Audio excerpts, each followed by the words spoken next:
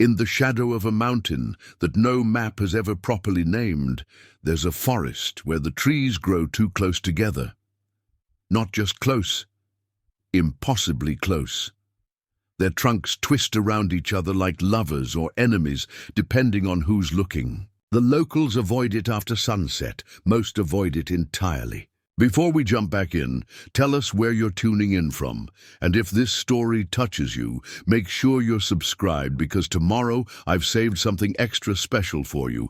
They say there's a house at the center of this forest, a house that wasn't built but grew, sprouting from the earth like the trees themselves. Its windows look like eyes, and sometimes, if you're unlucky enough to glimpse it through the dense foliage, those eyes will find you. This is the story of the 5 people who found themselves drawn to that house, pulled by threads of fate they didn't understand. 5 strangers bound by an ancient promise they didn't make. 5 lives about to become entangled with something that has waited in silence for centuries. This is the story of the Forgotten Keepers. Eliza Morgan had always felt the trees watching her. Even as a child, she would wake in the night, certain that something was pressing against her bedroom window, peering in with curious, ancient eyes. By morning, there would be nothing there but the maple that had stood in her yard for generations, its branches swaying innocently in the breeze. At 32, Eliza had mostly convinced herself these were just the lingering effects of an overactive childhood imagination. She had built a sensible life in the city, far from the rural town where she was raised. She had a sensible job editing technical manuals, a sensible apartment with minimalist furniture, and sensible friends who never spoke about feeling watched by trees. But on the morning of the autumn equinox, Eliza woke to find a leaf pressed against her 7th-floor window.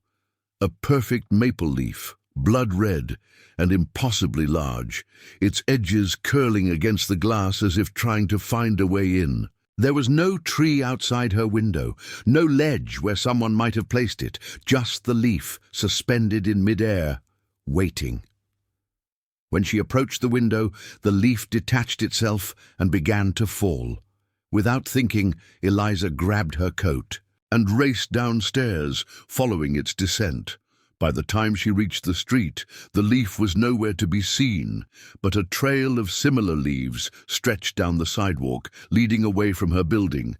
Eliza followed, telling herself this was ridiculous, that leaves didn't leave trails, that she should turn around and go back inside.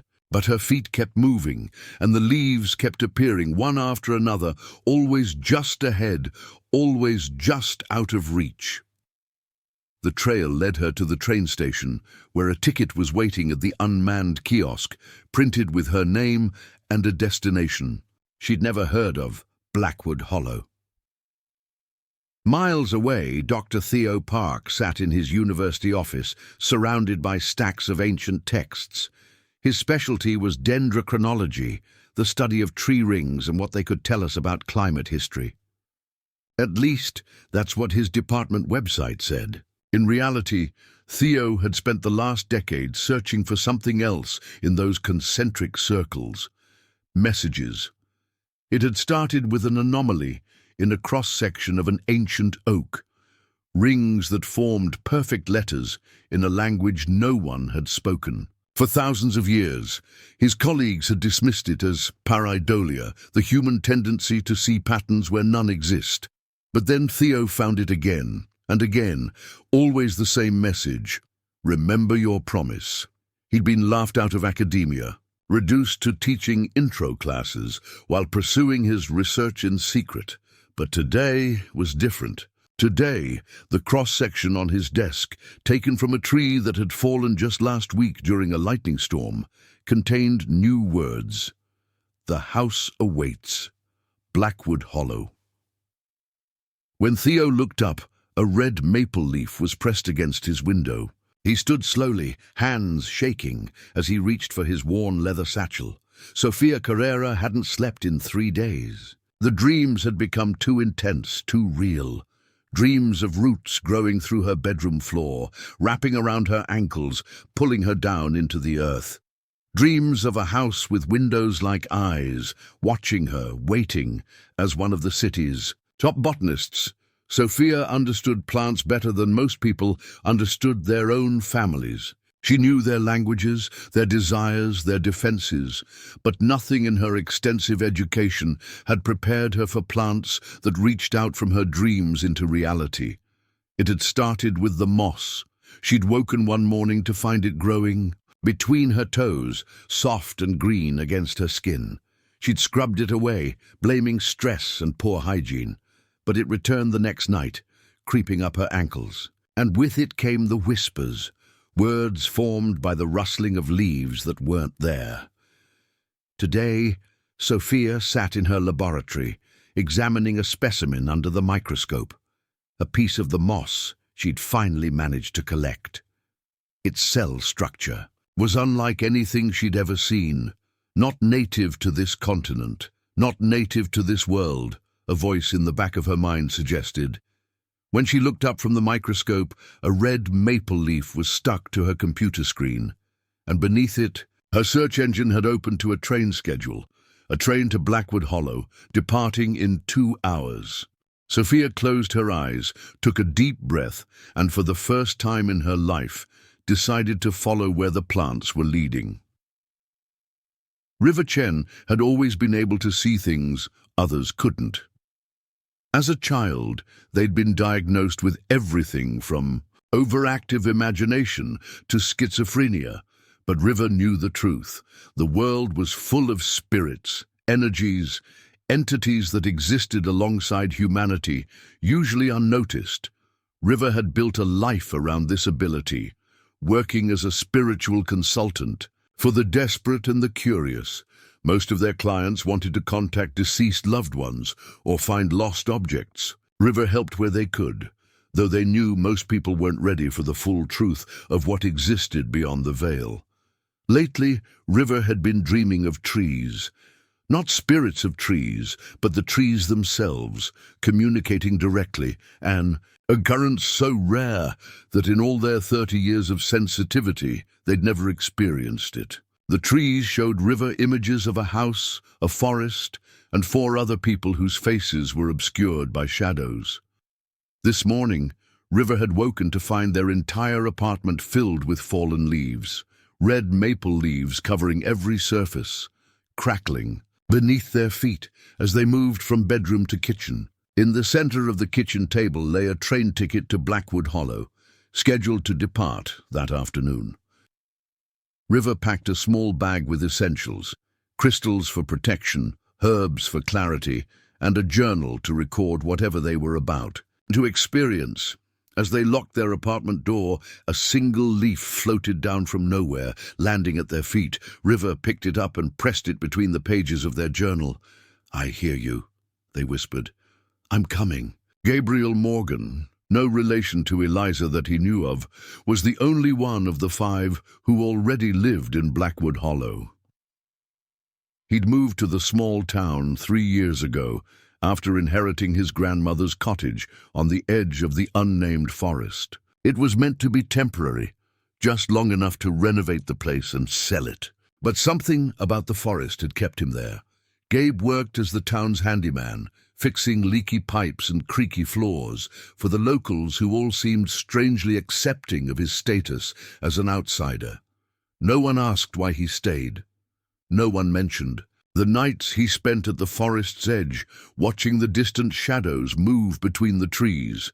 His grandmother's journals, discovered in the attic of the cottage, spoke of the forest and something called the keeping. The entries grew more cryptic over time, ending abruptly with a warning. They will come when the forest needs them. 5 guardians, 5 keys. Do not let them find the house. This morning, Gabe had woken to find red maple leaves covering his bed. When he'd brushed them aside, they'd revealed a map drawn in what looked like sap, a path leading deep into the forest to a location his grandmother's journals had mentioned many times. The house at the center. As Gabe studied the map, his phone chimed with notifications. The train station manager, a drinking buddy, had texted to let him know there were 4 passengers arriving today, all with tickets to Blackwood Hollow, a town that rarely saw visitors. Something was happening. The forest was calling its guardians. The train station in Blackwood Hollow was little more than a platform with a small shelter. When Eliza stepped off the train, the air felt different, heavier, charged with something she couldn't name. The platform was empty except for 3 other passengers who had disembarked with her: a middle-aged man with glasses and a leather satchel, a young woman in a lab coat, and a person with colorful hair and multiple crystal necklaces. They all stood awkwardly, looking around as if waiting for instructions. Eliza noticed that each of them held a red maple leaf, just like the one that had led her here. "Blackwood Hollow welcomes you," came a voice from behind them. They turned to see a man in his 30s, with work-worn hands and eyes that seemed to reflect the forest visible behind the station. "I'm Gabriel Morgan. I think we need to talk." "Morgan?" Eliza said, stepping forward. "That's my last name too." Gabriel's eyes widened slightly. "Interesting. Very interesting." He looked at the others. "And you would be. Dr. Theo Park," said the man with the satchel, extending his hand. "I study trees." Sophia Carrera, the woman in the lab coat, offered. "Botanist." "River Chen," said the person with the crystals. "I communicate with things most people can't see or hear." Gabriel nodded, unsurprised. "And you?" he asked, turning to Eliza. "Eliza Morgan. I edit technical manuals." It sounded so mundane compared to the others. "And I've always felt like trees were watching me. Preparing and narrating this story took us a lot of time. So if you are enjoying it, subscribe to our channel. It means a lot to us. Now back to the story." A look of recognition passed over Gabriel's face. "Follow me," he said. "My grandmother left journals about this day, about all of you." As they walked through the small town, locals stopped to stare. Eliza noticed how they kept their distance, how some made subtle gestures with their hands, warding signs, she realized. Gabriel led them to a cottage on the forest's edge. Inside, the walls were covered with maps, drawings of trees and pages, torn from journals and pinned up like evidence in a detective's investigation. "My grandmother was the last keeper," Gabriel explained, gesturing for them to sit at a large wooden table. "Before she died, she told me others would come when the forest needed them. I think that's you." "Keeper of what?" Theo asked, leaning forward with academic interest. "The forest has a heart," Gabriel said.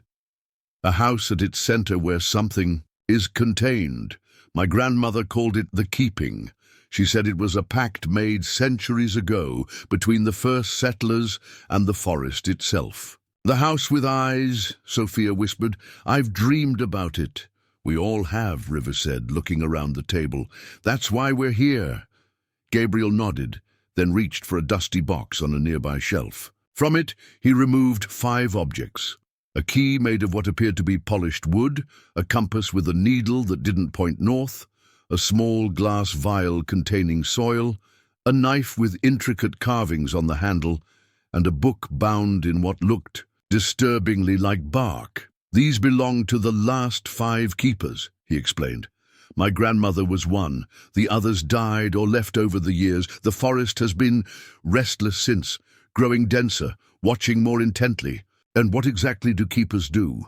Eliza asked, eyeing the objects warily. "They keep the balance," Gabriel said, "between our world and what lives in the house.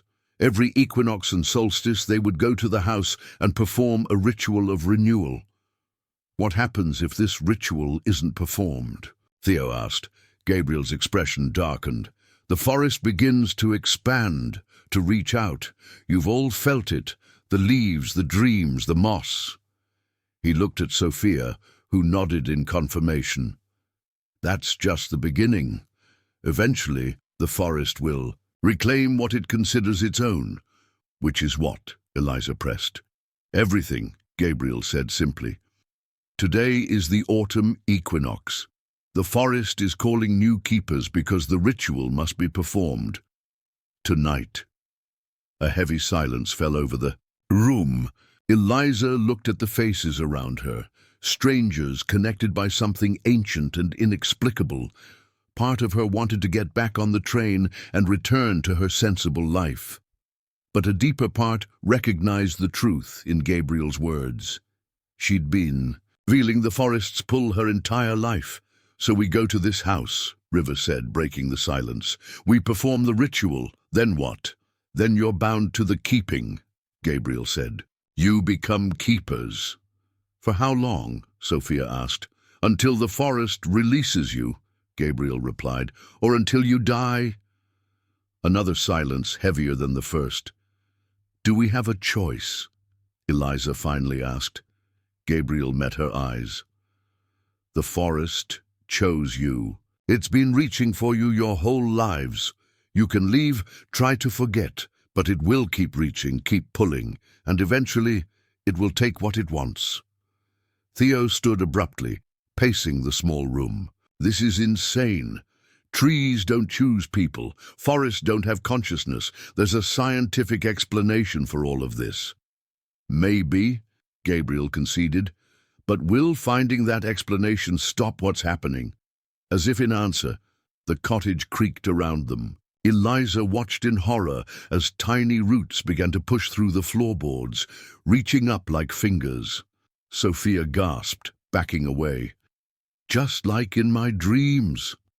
The forest is impatient, Gabriel said calmly, though his eyes betrayed his fear.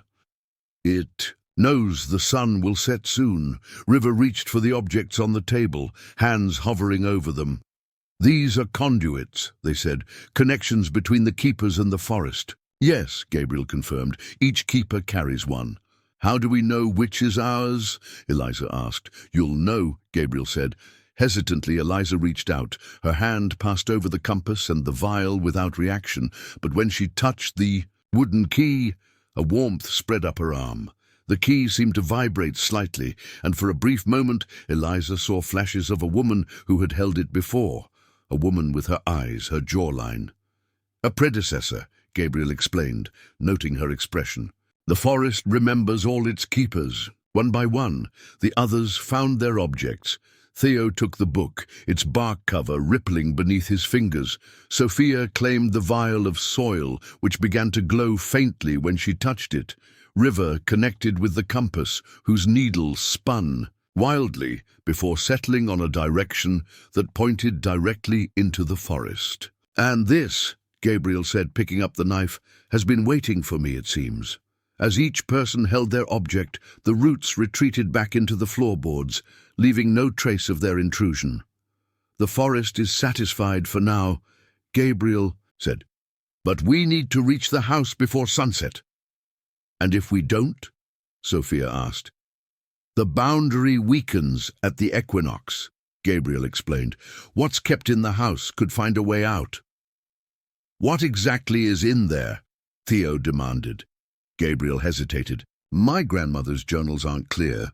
They refer to it only as the first growth, something that was here long before humans, something that taught the forest to think, to remember, to want.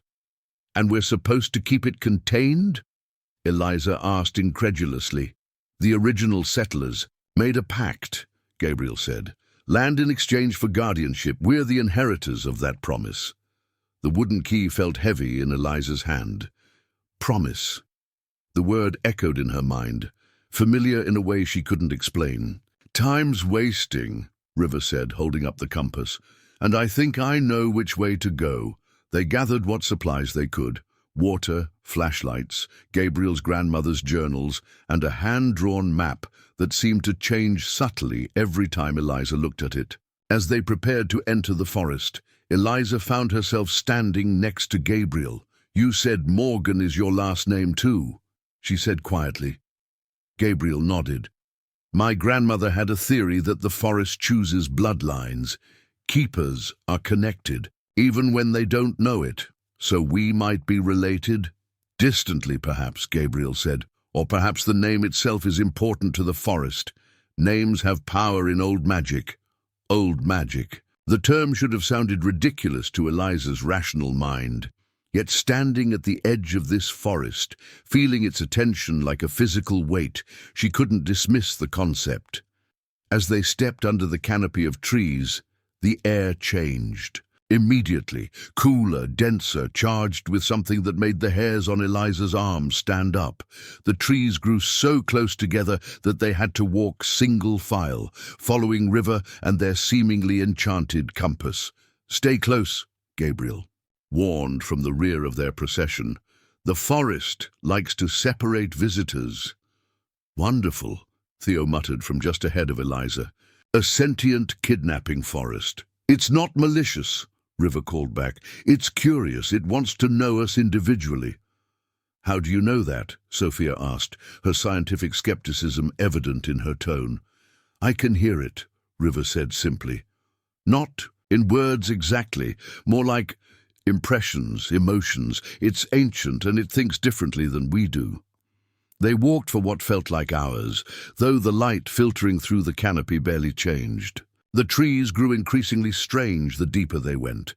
Trunks twisted into impossible shapes, branches that seemed to reach for them as they passed, roots that shifted position when no one was looking directly at them. Eliza kept her eyes on Theo's back, fighting the urge to look too long at any one tree. She could feel them watching, assessing. The wooden key in her pocket grew warmer with each step. "Does anyone else feel like we're being herded?" Sophia asked suddenly. Eliza realized. She was right. The trees were no longer an impassable wall on either side of them. They had thinned out, creating what was almost a path. "It's leading us," Gabriel confirmed. "The forest wants us to reach the house." "I thought you said we needed a compass to find it," Theo said, glancing back at River. "We do," River replied. "Without it, the forest would have us walking in circles. It tests those who enter. Only those it truly wants can find the center." As if to emphasize this point, the compass in River's hand suddenly spun wildly before settling on a new direction, straight through what appeared to be a solid wall of trees. "That can't be right," Sophia said, stopping short. But as they watched, the trees began to shift, their trunks sliding against each other with a sound like grinding stone, creating an opening just wide enough for them to pass through single file. "That's—" Theo trailed off, clearly struggling to reconcile what he was seeing with his scientific worldview. "Impossible," Gabriel supplied. "You'll need to expand your definition of possible if you're going to be a keeper." Beyond the moving trees lay a clearing, and in its center stood the house. Eliza's breath caught in her throat. It was exactly as she'd somehow known it would be, not built but grown, its walls formed from living trees fused together, its roof a canopy of intertwined branches. And the windows, they did look like eyes, watching, assessing. The 5 of them stood at the edge of the clearing, no one willing to be the first to approach. "The sun will set soon," Gabriel finally said, glancing at the dimming light filtering through the distant canopy. "We need to enter before dark." "What exactly does this ritual involve?" Theo asked, clutching his bark-bound book tightly. "The journals weren't specific," Gabriel admitted. "They said the house would show us." "Great," Sophia muttered. "Cryptic instructions from a sentient house in a sentient forest." "Welcome to the keeping," Gabriel said with a grim smile. As they crossed the clearing, Eliza felt the wooden key in, her pocket grow hot, almost burning through the fabric. When they reached the door, a twisted mass of wood with no visible handle or keyhole, she knew what she had to do. Without being told, she removed the key and held it up. The door shuddered, and a keyhole formed in its center, perfectly shaped to match the wooden key. "How did you know?" Sophia whispered. "I didn't," Eliza replied. "It did." She wasn't sure if she meant the key, the door, or the forest itself. With a deep breath, Eliza inserted the key and turned it. The sound of grinding wood filled the clearing as the door slowly opened, revealing darkness beyond.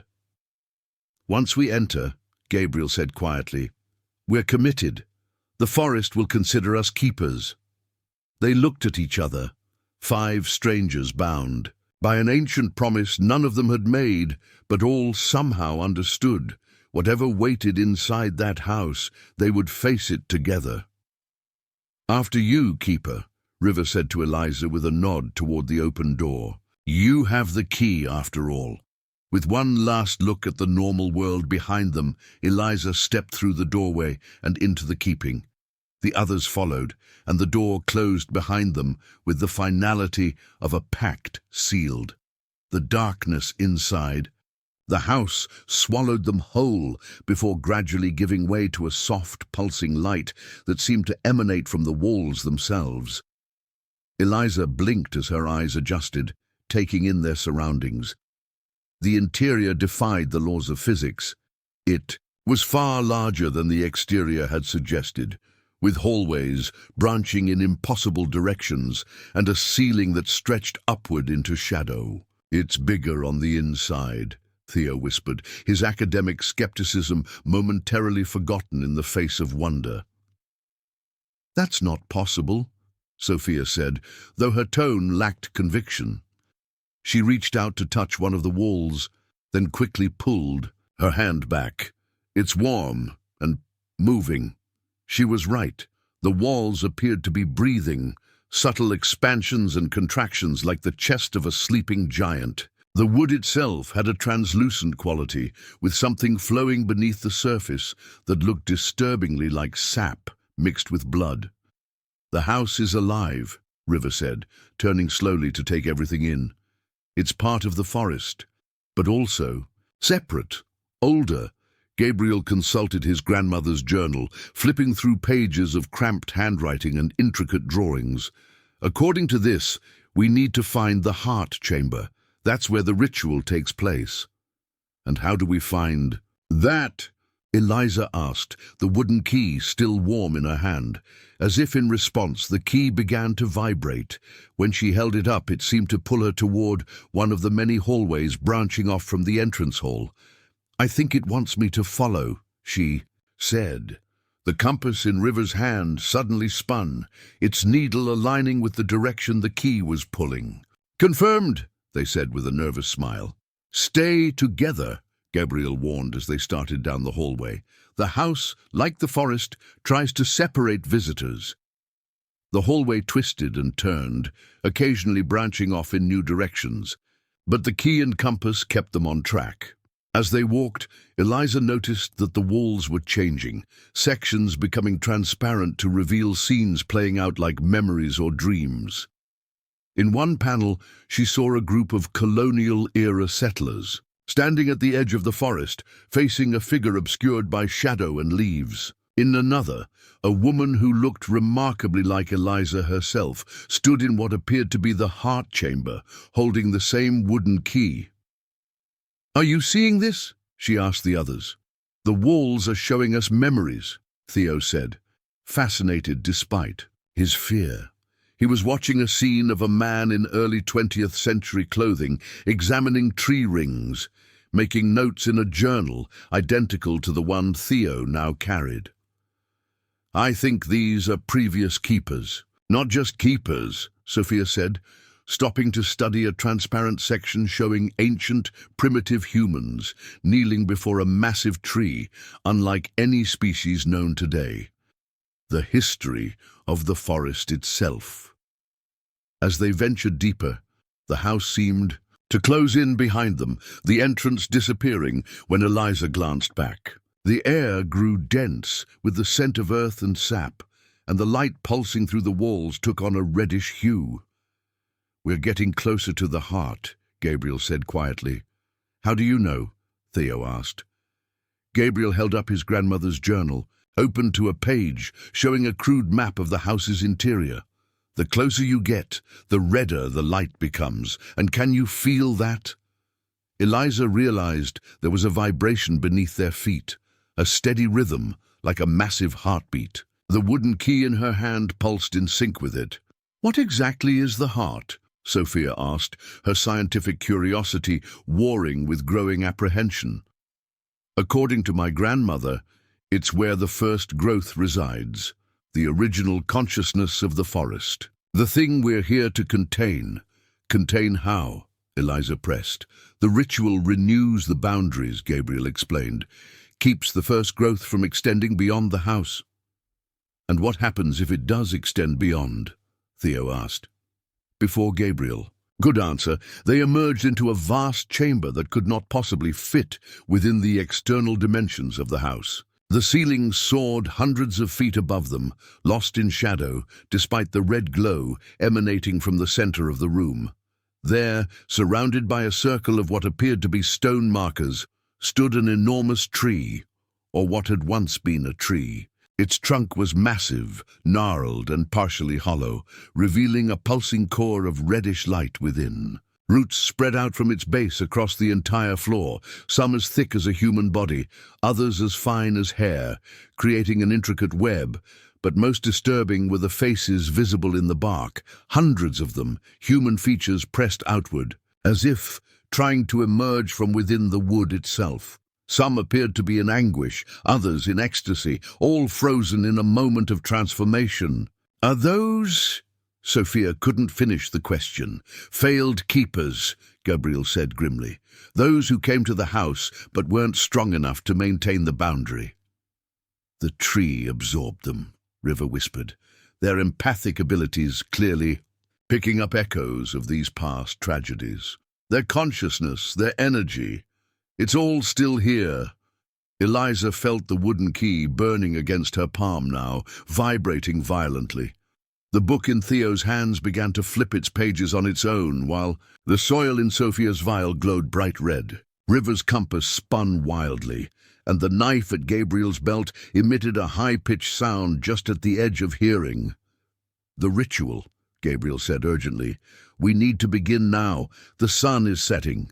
As if on cue, the red light pulsing from the tree's core intensified, and the faces in the bark began to move, mouths opening and closing as if trying to speak. A wind that couldn't possibly exist inside the house began to swirl around them, carrying whispers in languages long dead. "What do we do?" Sophia shouted over the rising wind. Gabriel consulted the journal one last time, then tucked it away. "Each keeper takes their position at one of the markers," he explained, pointing to the stone circle surrounding the tree. "Our objects will guide us to the right spots." They spread out, each following the pull of their artifact. Eliza found herself standing before a marker inscribed with symbols resembling a key. To her right stood Theo, at a marker depicting an open book. Sophia took her place at a marker showing a vial or jar, while River stood at one engraved with a compass rose. Gabriel completed the circle at a marker bearing the image of a ceremonial knife. "Now what?" Eliza called out, the wind whipping her hair across her face. "X the key," Gabriel shouted back. "Use the key, Eliza. You're the one who opens the way." Instinctively, Eliza held up the wooden key. As she did, a keyhole materialized in the air before her, not in any physical object, but in the space itself. As if reality had a door that needed unlocking, Eliza inserted the key and turned it. The world shifted. The chamber fell silent, the wind dropping away instantly. The red light froze, no longer pulsing but steady and intense, and suddenly they were no longer alone. A figure stood beside the tree, partially merged with its trunk. It appeared humanoid, but was clearly not human. Its skin bark-like, its limbs too long and jointed in the wrong places, its head crowned with branches instead of hair. Where its eyes should have been were two glowing points of the same red light that pulsed from the tree's core. "Keepers," it said, its voice a chorus of rustling leaves and creaking wood. "You have come to renew the boundary." "We have," Gabriel answered, stepping forward slightly from his marker. "We honor the ancient pact." The figure tilted its head, studying them with its glowing eyes. "New vessels for old promises," it said. "Do you understand what you offer in this exchange?" "We offer guardianship," Gabriel replied, reciting words that seemed to come from somewhere beyond his own knowledge. "We stand as the boundary between worlds." "No," the figure said, suddenly angry. The red light flared, and the faces in the tree's bark contorted in silent screams. "You offer yourselves, flesh and bone and breath. You offer your lives in service to the keeping." "What does that mean?" Theo demanded, clutching his book like a shield. The figure turned its attention to him. "It means, bookkeeper, that you bind your life force to this house, to this forest. You will live as long as you maintain the boundary. You will die when you fail." "And what exactly are we keeping in?" Sophia asked, her scientific mind still searching for concrete understanding. The figure smiled, revealing teeth like thorns. "Not in, Soil Keeper, through. This is a doorway, not a prison." "A doorway to what?" River asked. "To the first world," the figure replied. "The green world that was here before your kind, that will be here after you are gone. The world that wants to reclaim what was taken." "The forest wants to expand," Eliza realized. "To take back the land." "The forest remembers when it covered." "The earth," the figure confirmed. "When my children grew without constraint. Your ancestors cut and burned and built upon our bones. They carved their own world from ours." "But there was a pact," Gabriel said. "A balance. A temporary measure," the figure was corrected. "A pause in the natural order. Each generation of keepers extends this pause. Without you, the forest resumes its rightful claim." The implications sank in. They weren't just performing some symbolic ritual. They were actively preventing an ancient force of nature from reclaiming the human world. "Why do you need us?" Eliza asked. "If you're so powerful, why not simply break through?" The figure regarded her with what almost seemed like respect. "Because, Keykeeper, your kind exists in both worlds now. You have roots in the green world, though you've forgotten them. The boundary can only be maintained or broken by those who walk both sides." "And if we refuse?" Theo asked. The figure gestured to the faces in the tree bark. "Then you join the failed, and the forest finds new keepers. But not before it feeds and grows stronger, not before it reclaims what lies beyond these walls." Gabriel drew his knife, the blade catching the red light. "We didn't come here to refuse," he said firmly. "We came to renew the boundary." "Then do so," the figure challenged. "If you can." It stepped back, merging further with the tree until only its glowing eyes remained visible in the bark. "How?" Sophia whispered, looking at the others in alarm. "How do we actually do this?" River closed their eyes, focusing. "Our artifacts," they said after a moment. "They're not just symbols, they're tools. Each represents an aspect of the boundary." "The journal spoke of blood," Gabriel said grimly. "Each keeper offers a drop to seal their commitment." Theo balked. "Blood magic? That's your solution?" "It's symbolic," Gabriel insisted. "The giving of oneself to the forest. It doesn't need much, just commitment." Reluctantly, they prepared to perform the ritual as Gabriel described it from his grandmother's fragmentary notes. He used his knife to make a small cut on his palm, letting a single drop of blood fall onto his marker. The stone absorbed it instantly, beginning to glow with the same red light as the tree. One by one, they followed suit. Theo pressing his blood into the pages of his book, Sophia adding hers to the soil in her vial, River marking their compass, and finally Eliza letting her blood coat the teeth of her wooden key. As the last drop fell, the chamber plunged into darkness. For one terrifying moment there was nothing. No light, no sound, not even the sensation of standing on solid ground. Then, slowly, a new light grew. Not the angry red of before, but a softer golden glow emanating from their artifacts. The tree transformed before their eyes. The tortured faces receded into the bark, smoothing away until they were just knots and whorls in the wood. The hollow core closed, the pulsing red light contained once more. Roots that had been creeping beyond the stone circle retreated, coiling at the base of the trunk. "The boundary is renewed," came the figure's voice, though it was no longer visible. "For now." The golden light spread from their artifacts to the stone markers, forming a shimmering dome around the tree. As they watched, the dome contracted, becoming smaller and more concentrated until it was just a thin barrier directly surrounding the tree itself. "It's done," Gabriel said, relief evident in his voice. "We've completed the ritual." "For this equinox," came the voice from the tree, "but the forest never stops growing, never stops remembering, never stops wanting. You will return at the winter solstice, or the boundary will begin to fail again." "So we're bound to this place now?" Sophia asked. "To this ritual?" "You are keepers," the voice replied simply, "until death or failure releases you." The chamber began to change around them, the vastness contracting, the walls closing in. The house was reshaping itself. "It's leading us out," River realized, watching as a hallway formed where none had been before. They followed the new passage, each lost in their own thoughts about what they had just committed to. When they finally emerged from the house, night had fallen completely. The forest around them was silent, the trees standing sentinel in the darkness. The door closed behind them with a sound like a sigh, and when Eliza turned to look, the house appeared dormant, just a strange structure of intertwined trees with dark, empty windows. "Did that really just happen?" she asked no one in particular. "Look at your hand," Gabriel said quietly. Eliza glanced down. Where she had cut her palm for the ritual, a thin scar had already formed.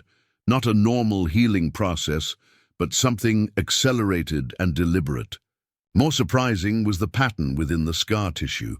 Tiny lines forming the same symbols that had been on her stone marker. "We're marked," River said, examining their own scar. "Claimed." "Not just claimed," Theo added, looking toward the edge of the forest, where distant lights from the town were just visible. "Transformed. I can feel the trees, all of them, everywhere." Eliza realized he was right. A new awareness had taken root in her mind, a sense of connection to every growing thing for miles around. She could feel the forest breathing, could sense the borders where it ended, and human development began. "What have we become?" Sophia wondered aloud. "What we were always meant to be," Gabriel answered. "My grandmother wrote about this. The ritual doesn't just renew the boundary, it changes the keepers, makes us more attuned to the forest, gives us certain abilities." "What kind of abilities?" Theo asked, a hint of his academic excitement returning. "It varies. Some keepers could communicate with plants, others could accelerate growth or healing. A few could even take on aspects of the forest itself, bark, skin, branch limbs. And we just signed up for this without knowing?" Sophia's outrage was clear. "The forest chose you," Gabriel reminded her. "It's been preparing you your whole lives. Why do you think Eliza always felt trees watching her? Why did Sophia dream of roots? Why could Theo see messages in tree rings? You were marked long before today." A heavy silence fell over the group as they absorbed this revelation. "So what now?" Eliza finally asked. "Now we go back to town," Gabriel said. "We rest, we learn. We have until the winter solstice to understand our new roles and our lives outside this place," Theo questioned. "My research, Sophia's laboratory, River's clients, Eliza's job." Gabriel's expression was sympathetic but firm. "The binding works best when keepers stay close to the forest. You can leave temporarily, but you'll feel the pull to return. The further you go, the stronger it gets." "So we're prisoners," Sophia said bitterly. "No," River interjected, their expression thoughtful. "We're guardians. There's a difference. This isn't just about us anymore." Eliza touched the wooden key, now cool against her skin, but somehow more connected to her than before. River's right. Whatever just happened, we're part of something important now. Something bigger than ourselves. Always the sensible one, Gabriel said with a small smile. My grandmother's journals mentioned a key-keeper who saw the big picture. Your grandmother knew me? Eliza asked, surprised. Not you specifically, but the role you've taken. The key chooses a certain type of person, someone who can open doors between worlds, who stands at thresholds. And the others? Theo asked. What types do we represent? The book seeks knowledge and memory, Gabriel explained. The soil nurtures and grounds, the compass finds paths unseen, and the knife, he touched the handle at his belt, the knife protects and, when necessary, cuts away what threatens the balance. They began making their way through the forest, which now seemed to open paths before them rather than trying to confuse them. The trees no longer felt menacing to Eliza, just aware, watching with something like respect or perhaps curiosity as they walked. The reality of their new situation began to sink in. They had entered the forest as 5 strangers and were leaving as something else entirely, bound together by magic and duty, their lives forever altered. I'll need to get my things from the city, Sophia said after a long silence. Close up my lab, make arrangements. Me too, River agreed. I can't just disappear on my clients. We can help each other, Eliza suggested. Make it a quick trip, get what we need, tie up loose ends. And come back here, Theo asked, his tone suggesting he still couldn't quite believe what was happening. Come home, Gabriel corrected gently. This is where you belong now. Where we all belong. As they emerged from the forest edge, the small town of Blackwood Hollow came into view, its lights warm and inviting in the darkness. Eliza realized it would be her home now. Their home. A place she had never heard of this morning. Would be the center of her life from now on. The wooden key in her pocket seemed to warm slightly at the thought, as if in agreement. She was a keeper now. They all were, guardians of an ancient boundary between worlds, and somewhere behind them, in a house that wasn't quite a house, at the center of a forest that wasn't quite a forest, something ancient and patient waited for. The next equinox, and the new keepers who would maintain the balance between the human world and the green world that had never stopped wanting to reclaim what it had lost. 1 month after the autumn equinox, Blackwood Hollow settled into an uneasy routine with its new keepers. Gabriel had helped them find places to stay. Eliza in a small cottage not far from his own, Theo in the rooms above the town's only bookstore, Sophia in a greenhouse-adjacent apartment on the edge of town, and River in a peculiar A-frame cabin that seemed to have materialized in a clearing just as they needed it. Dawn broke over Blackwood Hollow with unusual brilliance, dew sparkling on every surface as Eliza made her way to Sophia's greenhouse. The forest seemed more alive than ever, its presence a constant hum at the edge of her awareness. As she walked, wildflowers turned toward her like tiny sentinels tracking her movement, their petals unfurling mere seconds before she passed. Her abilities had been the first to manifest after the ritual. While the others were still adjusting to their new reality, Eliza had discovered her connection to thresholds and transitions. Doors opened at her approach, locks clicked free beneath her fingers, and barriers of all kinds seemed to recognize her authority. It was as if the wooden key had imparted its essence to her very being. Sophia's greenhouse came into view, its glass walls reflecting the morning light. Beyond it, her modest apartment sat nestled against the tree line. Unlike most buildings in Blackwood Hollow, which kept a respectful distance from the forest, Sophia's home seemed to invite it closer, vines and roots already beginning to incorporate the structure into the natural landscape. "Knock, knock," Eliza called as she entered the greenhouse, "though I suppose I don't actually need to knock anymore." Sophia looked up from a complex arrangement of soil samples, her hair pulled back in A messy bun, dirt smudged across her cheek. The scientific precision that had defined her before was now mixed with something more intuitive, more primal. "The plant outside told me you were coming," Sophia replied with a wry smile. "Still feels strange to say that out loud." Of all of them, Sophia had struggled most with accepting her new reality.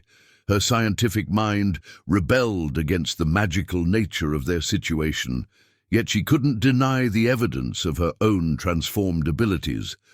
Within days of the ritual, she had developed an unprecedented connection to soil and everything that grew from it. Plants responded to her touch, growth accelerating or slowing according to her will.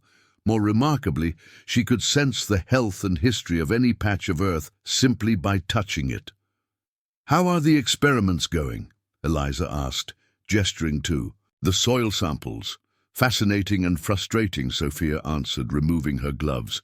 "I'm trying to understand how my influence affects cellular growth patterns. The scientific principles I've studied my entire career still apply, but there's this other factor now, this energy that flows through me into the soil. I can feel it, direct it, but I can't measure it or quantify it." "Maybe some things aren't meant to be measured," Eliza suggested, picking up a small potted plant that leaned toward her like a pet seeking attention. "Says the former technical editor," Sophia teased. "You used to live by precision and clarity." "I still appreciate those things," Eliza admitted. "But I've been thinking a lot about what the entity in the tree said, about humans having roots in the green world that we've forgotten. Maybe what we're experiencing isn't magic at all, but just awakening to abilities our species set aside long ago." Sophia considered this, "a kind of evolutionary regression triggered by the ritual. That's actually testable." Her eyes lit up with renewed scientific purpose. "I could design experiments to—" A knock at the greenhouse door interrupted. River stood outside, their usual colorful attire now incorporating elements that seemed inspired by the forest, a vest that resembled tree bark, jewelry made from polished seeds and stones. "Morning all," they greeted, entering with the easy confidence that had made them surprisingly well suited to life in Blackwood Hollow. "Gabriel sent me to fetch you. Theo's found something in the book." The bark-bound book that had chosen Theo had proven to be more than just a record of past keepers. Its pages shifted and changed, sometimes revealing new information, other times obscuring what had previously been clear. For Theo, whose academic career had been built on the certainty of scientific evidence, the book represented both fascination and frustration, a text that could never be definitively documented or analyzed. They found Theo and Gabriel at Gabriel's cottage, hunched over the book, spread open on a table covered with maps and notes. Theo looked up as they entered, his face pale with either excitement or dread. It was hard to tell which. "The failed keepers," he said without preamble. "I've figured out what happened to them." "The ones whose faces we saw in the tree?" Eliza asked, feeling a chill despite the warm morning. Theo nodded. "The book revealed their stories last night, appeared right on the page in front of me, like it was being written by an invisible hand." He gestured to the book, where an elegant script filled previously blank pages. "What does it say?" Sophia asked, professional curiosity overcoming her initial reluctance. "They weren't failures in the way we thought," Theo explained. "They didn't fail the ritual or break the boundary. They were tempted." "Tempted by what?" River asked, leaning forward to examine the book's shifting text. "By the forest's offer," Gabriel answered grimly. "The first growth offered them something in exchange for deliberately weakening the boundary." Theo nodded. "According to the book, each generation of keepers faces this test. The first growth speaks to them, offers them power beyond what the ritual grants, a deeper communion with the green world, accelerated abilities, extended life. In exchange for what exactly?" Eliza pressed. In exchange for allowing limited expansion, Theo said, controlled breaches of the boundary that would let the forest reclaim small areas of human development. A heavy silence fell over the room as they absorbed this information. The implications were clear. At some point, they too would face this temptation. The failed weren't weak, River said softly. They made a choice. A choice that violated the pact, Gabriel countered. The original agreement was specific. The boundary remains. Intact, humans keep their settlements, and the forest remains contained. But where? Sophia asked suddenly. We keep talking about the boundary as if it's just around that tree, but it's not that simple, is it? The forest already exists in our world. It's not about physical space, Theo explained, pointing to diagrams that had appeared in the book. The boundary contains consciousness, the first growth's direct influence. Without keepers maintaining it, that influence spreads, turning normal plants and trees into extensions of its will. That explains the behavior of the plants before we arrived, Eliza realized. The leaf that led me to the train station, the moss growing on Sophia's feet, those were tendrils of influence reaching out because the boundary was weakening. Exactly, Theo confirmed. And according to the book, that's just the beginning. If the boundary fails completely, the first growths. Consciousness expands exponentially. Every plant, every tree becomes an agent of its will, and its will is to reclaim human spaces, Gabriel added. To turn cities back into forests, roads into root systems, buildings into nests of vines and fungi. Would that be so terrible? River asked, earning surprised looks from the others. I'm just saying, humans haven't exactly been kind to the natural world. Maybe some balance is needed. Balance is one thing, Theo argued, but the book describes something more extreme, a complete reversion. Humans would be driven back to being hunter-gatherers if we survived at all. The failed made their choice, Gabriel said firmly. They broke faith with humanity, and the price they paid was absorption into the tree, their consciousness trapped. In the wood, their bodies transformed into conduits for the first growth. A fate I'd rather avoid, Sophia muttered. But we should understand their reasoning, Eliza suggested. If we're going to face the same temptation, we need to be prepared. Theo turned pages in the book until he found what he was looking for. Each failed keeper had their own motivation. Some believed they were helping the natural world, others were seduced by the power. A few thought they could control the expansion, manage it. Were any of them right? River asked. The book doesn't say, Theo admitted, but their faces in the tree tell us enough about how it ended for them. The group fell silent again, each contemplating what they might do when faced with similar choices. Eliza found herself touching the scar on her palm, tracing the key-like pattern embedded there. Would she be strong enough to resist? Would any of them? There's more, Theo said, breaking the silence. The book showed me something else, a kind of map or guide to what our abilities might become if we continue to develop them. Show us, Sophia said. Her scientific curiosity piqued despite her concerns. Theo turned to a new section where intricate illustrations depicted past keepers using their gifts in ways far beyond what the current group had experienced. The key keeper, he said, pointing to an image of a woman surrounded by doorways that opened not just between places, but between states of being. Not just locks and doors, Eliza, but transitions of all kinds. Between seasons, between states of matter, even between life and death. Eliza felt a flutter of both excitement and fear. Her connection to thresholds went deeper than she had imagined. Soil keeper, Theo continued, indicating a figure whose body seemed partially merged with the earth itself. Sophia, your influence extends beyond just accelerating plant growth.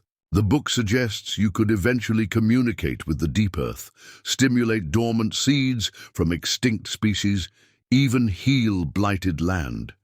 Sophia's scientific skepticism warred visibly with her fascination. The compass keeper, Theo said, turning to River.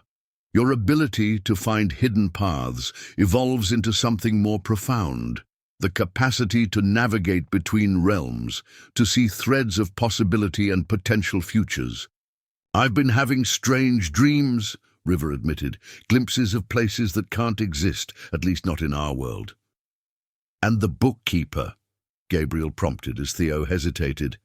The knowledge preserved here becomes accessible in new ways, Theo said carefully, not just reading and remembering, but experiencing, living the memories of past keepers, accessing their knowledge and skills directly. That explains why you started speaking that strange language in your sleep last night, Gabriel noted. What? Theo looked startled. I don't remember that. Old Celtic, I think, Gabriel said. My grandmother had recordings of it. And the knife keeper? Eliza asked, looking at Gabriel. What does your path hold? Gabriel's expression grew solemn. Protection primarily. The knife cuts threats to the boundary, severs unwanted connections, but it also carries the heaviest burden, the final defense, if all else fails. Meaning what? Sophia pressed. If the boundary begins to collapse completely, the knife keeper has one last resort, to sever the connection between the keepers and the forest. It stops the breach, but at great cost. What kind of cost? River asked softly. The keepers lose their abilities, their connection to the green world, Gabriel explained. And the forest loses its consciousness, becoming just trees, normal trees. You'd be killing the first growth, Sophia realized. As a last resort only, Gabriel emphasized, an option no knife keeper has ever had to use. The weight of their responsibilities settled over them like a physical presence. They weren't just maintaining a magical boundary. They were custodians of an ancient consciousness, guardians of a balance between worlds, and now, potentially, arbiters of whether that consciousness would continue to exist. Heavy stuff for a Thursday morning, River quipped, trying to lighten the mood. This is our reality now, Eliza reminded them. We need to understand it, prepare for it. Agreed, Theo said, closing the book carefully. And if the book is revealing this information, now there must be a reason. Something's changing. As if in response to his words, a tremor ran through the cottage, subtle but unmistakable. Outside, birds took flight from trees in sudden alarm. What was that? Sophia asked, moving to the window. The answer came not in words, but in sensation. A pressure against their awareness, a pull toward the forest that hadn't been there before. Their artifacts, scattered around Gabriel's cottage as they'd been studying them, began to glow faintly.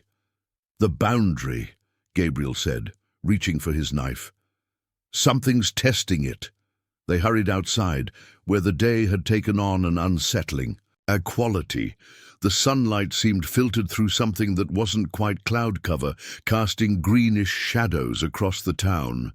In the distance, the forest had darkened, its usual vibrant colors muted, as if it were holding its breath.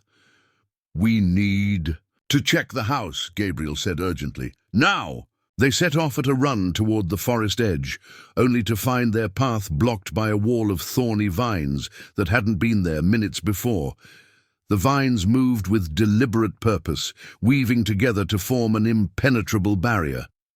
This isn't right, Sophia said, reaching out to touch the plants. These aren't native species. They shouldn't even be able to grow in this climate. The forest is extending its influence, Theo realized. But why now? The winter solstice is still weeks away. Eliza felt the wooden key grow warm in her pocket. When she withdrew it, it was glowing golden, pulsing with the same rhythm as her heartbeat. Something wants in, she said, suddenly certain, or someone wants out. River closed their eyes, compass in hand. There's another presence, they said after a moment of concentration. Not the first growth, but something adjacent. Something that's been sleeping and has just awakened. The book didn't mention any other entities, Theo said, flipping through pages that had suddenly gone blank, as if the knowledge was being deliberately withheld. My grandmother's journal had some entries about forest spirits, Gabriel recalled. Lesser consciousnesses that serve the first growth, watchers and messengers. Well, whatever it is, it's blocking our path to the center, Sophia pointed out practically. How do we get through? Eliza studied the wall of thorns, feeling the key vibrate in her hand.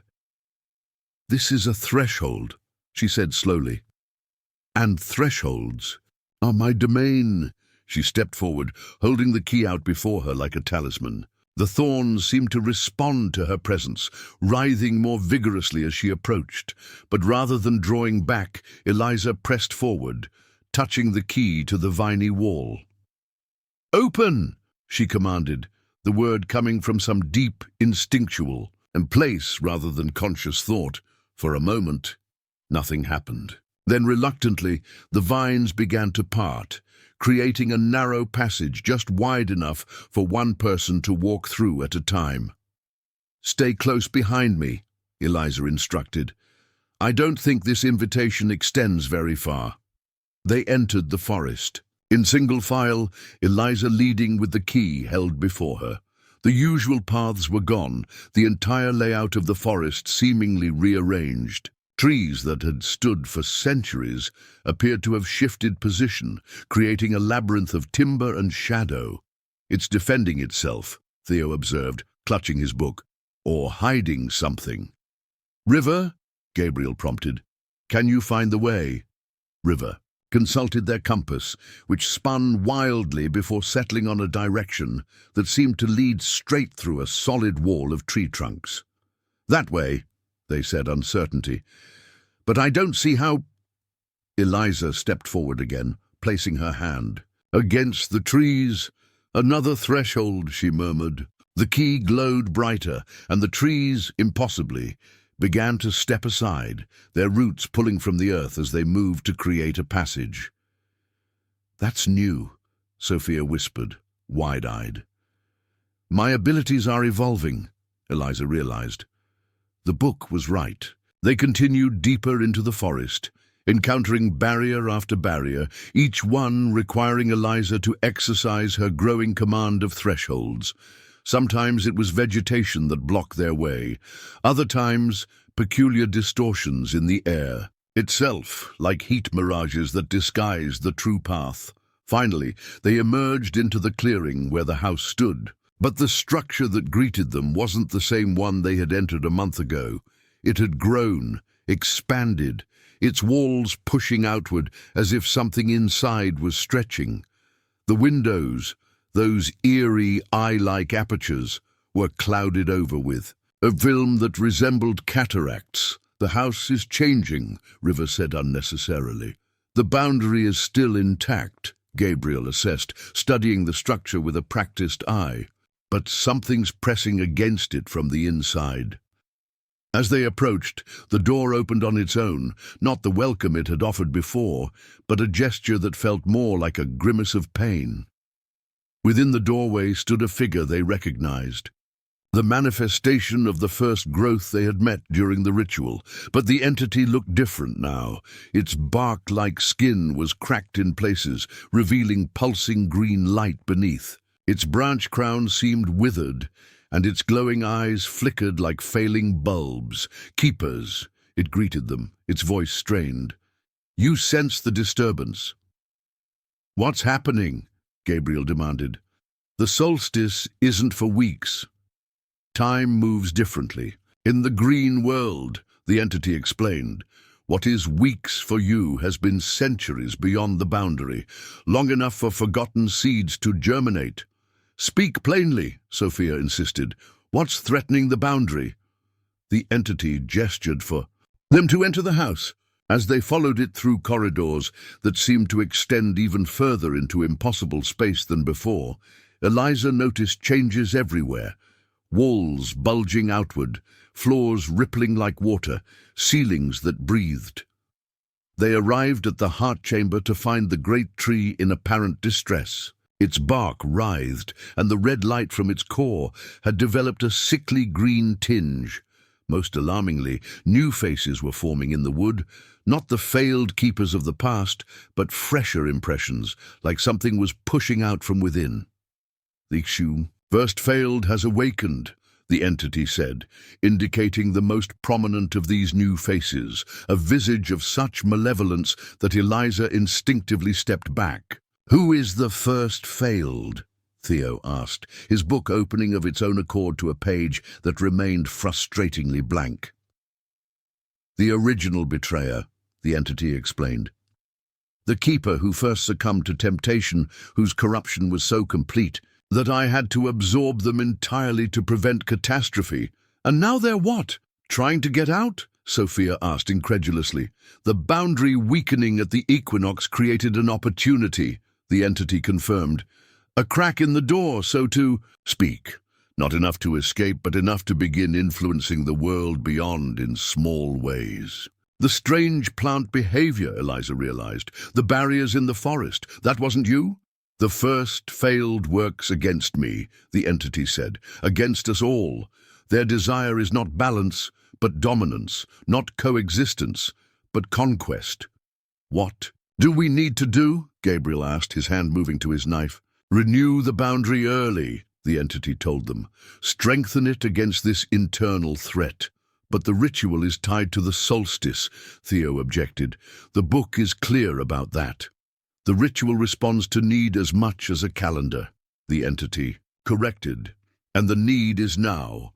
The 5 keepers exchanged glances, a silent communication passing between them. They had been preparing for the winter solstice, developing their abilities, studying their artifacts. Were they ready for this unexpected challenge? "If we don't," River asked, always the one to explore all options. The entity's flickering eyes fixed on them. "Then the first failed continues to grow in strength. By the solstice, they may be too powerful for the ritual to contain. The boundary will fail, but what emerges won't be the green world in its natural state. It will be corruption, a hungering shadow that consumes rather than transforms." Eliza felt the weight of the key in her hand, the responsibility it represented. "Then we have no choice," she said firmly. "We stand as keepers. We maintain the balance." One by one, the others nodded in agreement. They took their positions around the great tree, artifacts in hand, preparing to renew their commitment to a pact they hadn't made, but now understood was necessary. As Eliza raised the key to find the invisible keyhole in reality, she caught a glimpse of movement within the tree. The face of the first failed, seeming to smile in anticipation rather than fear. And in that moment she understood with perfect clarity the emergency was real, but it was also a test. The first growth and the first failed were playing a longer game, and the current keepers were just the latest pieces on the board. But knowing that didn't change what needed to be done. Eliza inserted the key into the fabric of reality and turned it, beginning the ritual that would either strengthen their commitment to the forest and the world they knew, or lead them down the path of the failed, whose faces watched from the living wood with silent warning.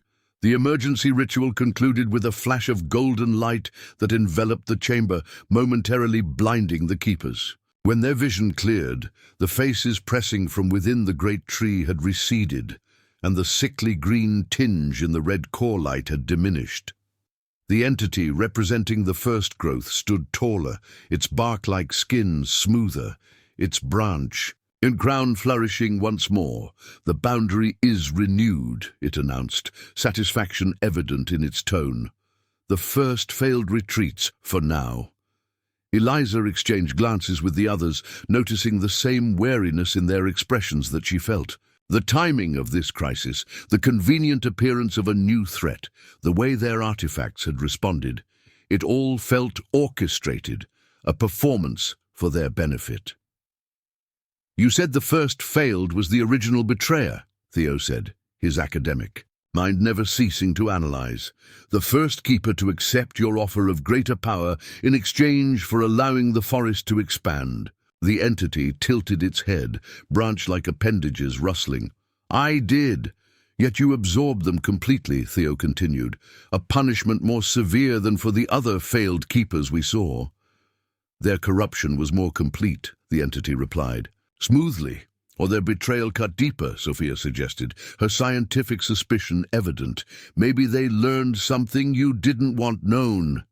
A tension filled the chamber, the air growing thick with unspoken conflict. The entity's glowing eyes fixed on Sophia with an intensity that made Eliza instinctively move closer to her friend. The wooden key in her hand vibrated with a warning. You doubt the truth of what you've been told, the entity observed. That is your right as keepers. Questioning is part of your function. It gestured toward Theo. The bookkeeper especially must seek knowledge, even uncomfortable knowledge. Then answer us plainly, Gabriel demanded, the knife at his belt gleaming. What aren't you telling us about the first failed, about the true nature of the boundary? The entity seemed to consider its response carefully. The boundary serves multiple purposes, it finally admitted. Containing the green world's influence in your realm is one, but containment works in both directions. You're not just keeping the forest out, River realized, their intuition connecting the dots. You're keeping something else in. The first. Veiled was not corrupt in the way you imagine, the entity confirmed. They sought to dissolve the boundary entirely, not to allow the forest to reclaim your world, but to allow your world unfettered access to the green world. I don't understand, Eliza said. Wouldn't that have given you what you wanted, the forest expanding without constraint? The green world is not merely the physical manifestation of plants and trees, the entity explained. It is a realm of patterns, of intelligence, of memory. Your ancestors understood this when they first encountered me. They recognized both the danger and the opportunity. Opportunity? Theo prompted. For balance, for beneficial exchange rather than dominance.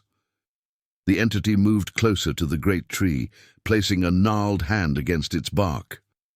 The first failed, believed humans should harvest the green world's power without constraint, take its knowledge, its energy, bend its patterns to human will without reciprocity or respect. Understanding dawned on Eliza.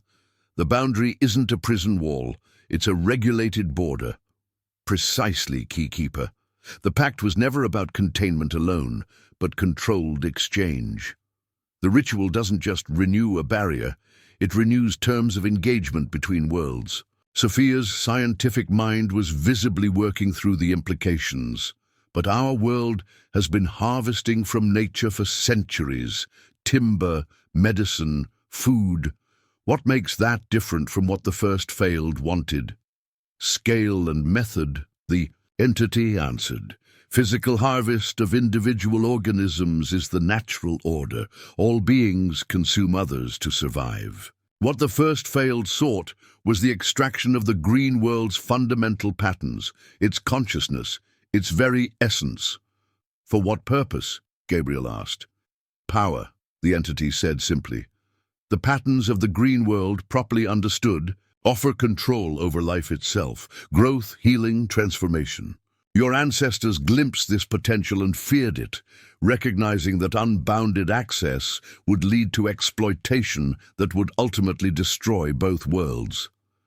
So the boundary protects the green world from human exploitation, River summarized, and the ritual renews that protection, while still allowing limited access through the keepers, Theo added, understanding blooming. We're not just guardians, we're ambassadors, conduits for controlled exchange. Your abilities reflect this function, the entity confirmed. Each keeper accesses a different aspect of the green world's patterns in ways deemed safe by the Yoda original pact.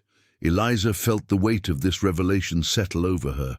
They weren't just preventing the forest from expanding, they were preventing humans from exploiting the forest's deeper magic. The balance they maintained was far more nuanced than they had initially understood. And the first failed, she asked. If they're still within the tree, still attempting to break free, what is their goal now? The entity's expression darkened. Time passes differently beyond the boundary. What has been centuries for them has allowed their intentions to evolve. No longer do they seek mere exploitation. Now they desire vengeance against me, against the pact, against the keepers who maintain it. But you contained them, Gabriel pointed out. How could they influence anything? As I said, the boundary weakened at the equinox, the entity explained. Not enough for physical escape, but enough to extend tendrils of consciousness. The first failed has been reaching out, seeking allies. Allies? Sophia looked alarmed. Among humans. Among those who would benefit from unrestricted access to the green world's power, the entity confirmed. Those who dream of harnessing nature's patterns for their own ends, regardless of consequence. A chill ran through Eliza as she considered the implications. Are you saying there are people actively working to break the boundary? People who know about this place, about the pact?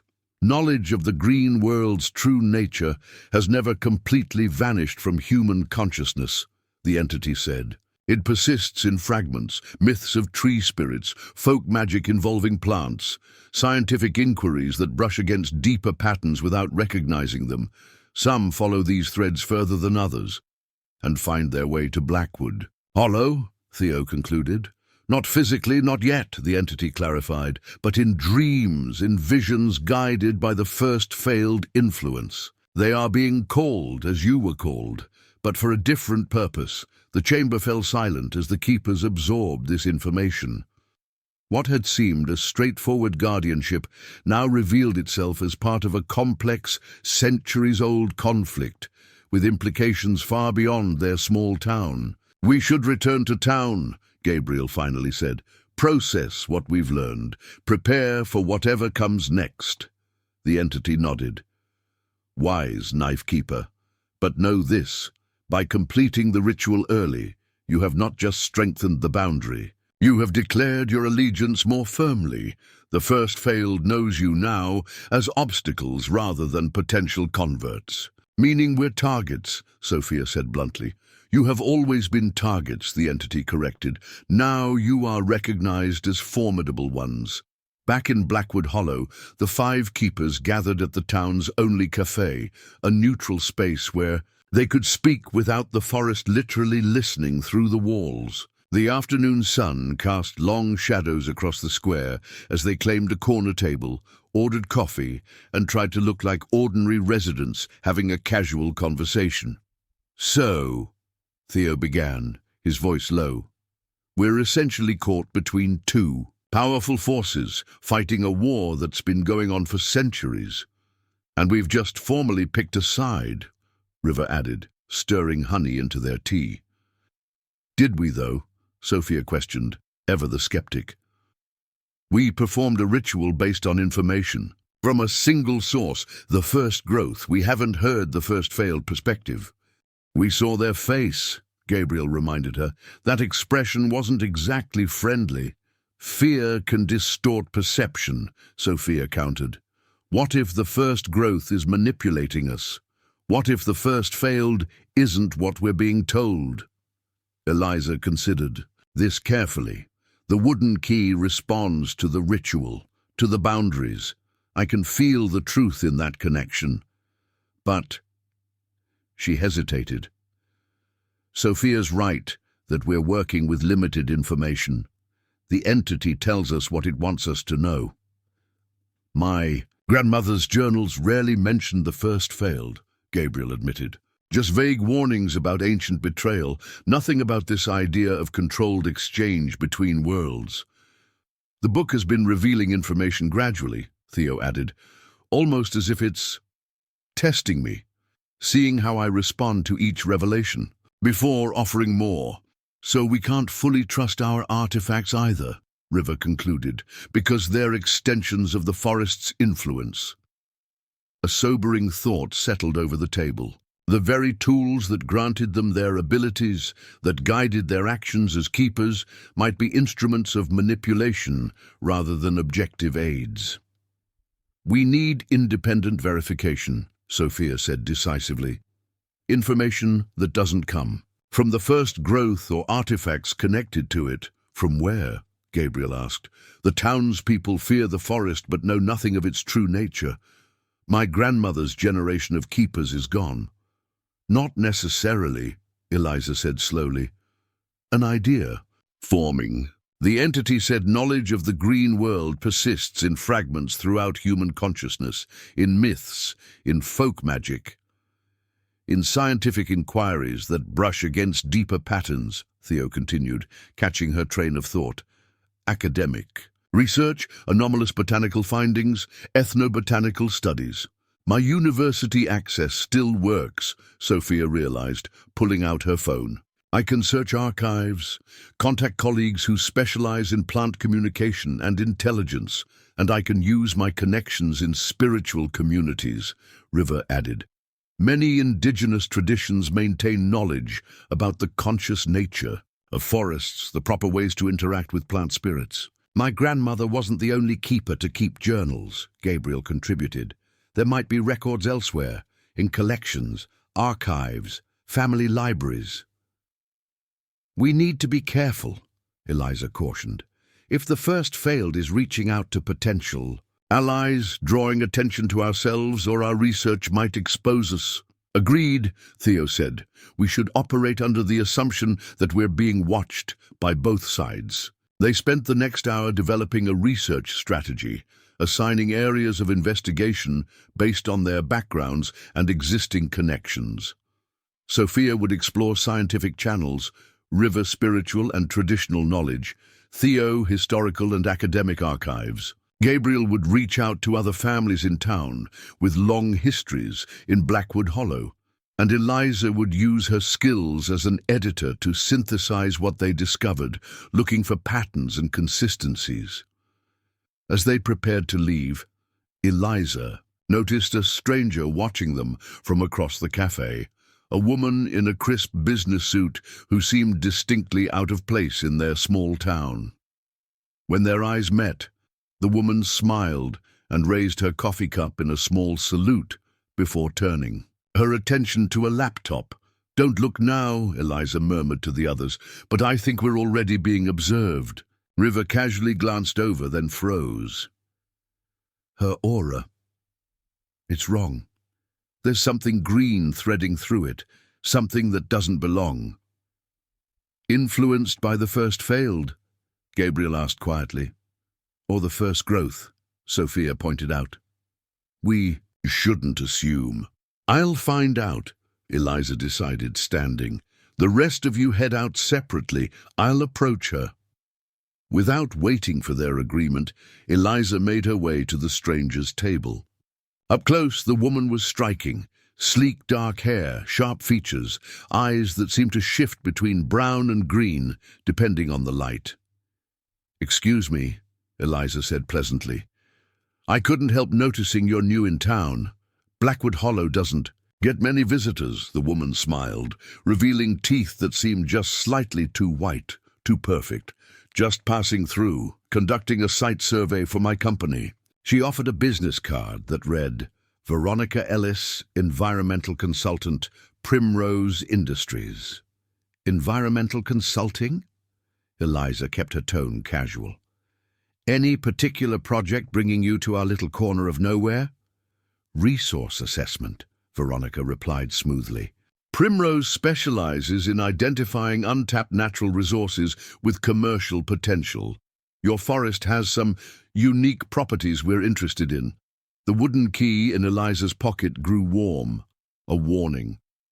Our forest is protected, she said, maintaining her friendly demeanor despite the alarm bells ringing in her mind. Historic designation, conservation easements, the works. Paperwork can be amended, Veronica said with a smile that didn't reach her eyes. Especially when significant economic benefits are involved. Your town could prosper from what lies in those woods. We like it just as it is, Eliza replied firmly. Veronica tilted her head, studying Eliza with renewed interest. Her gaze dropped to Eliza's hand, where the scar from the ritual was visible. Interesting mark you have there, almost looks like a key. Eliza resisted the urge to hide her hand. Old injury, healed strangely. Indeed. Veronica closed her laptop. Well, I should continue my survey, but I expect we'll be seeing more of each other, Ms. Morgan. Eliza Morgan. Morgan, Veronica repeated, as if committing it to memory. Like the town's handyman. Relatives? Distantly, Eliza said noncommittally. Family connections run deep. In places like this, Veronica observed, gathering her things. Traditions passed down through bloodlines, responsibilities, secrets. The emphasis she placed on the last word made it clear this was no casual conversation. Veronica knew something, or suspected something, about the keepers. Small towns, Eliza agreed vaguely. Everyone knows everyone's business. Not everyone's, Veronica countered with another artificial smile. But that's changing. Blackwood Hollow has kept its secrets long enough, don't you think? With that unsettling parting shot, she left the cafe, pausing at the door to look back at Eliza one last time, a calculating assessment that felt less human than it should have. Eliza hurried back to Gabriel's cottage where the others had regrouped. She relayed the encounter in detail, showing them the business card. Primrose Industries. Theo frowned, taking the card. Never heard of them. I have, Sophia said grimly. They're a biotech conglomerate specializing in what they call novel botanical compounds.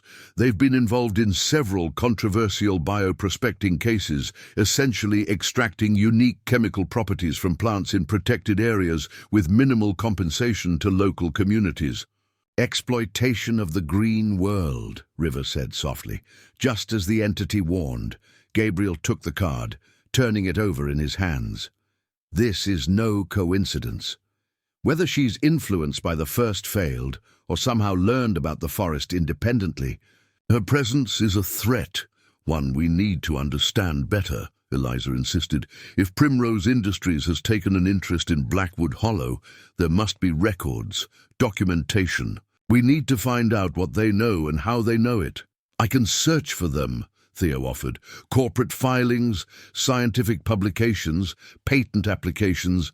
There should be a paper trail. And I'll discreetly ask around town, Gabriel added. See if she's approached anyone else, made any offers. In the meantime, we need to accelerate our research, Eliza said.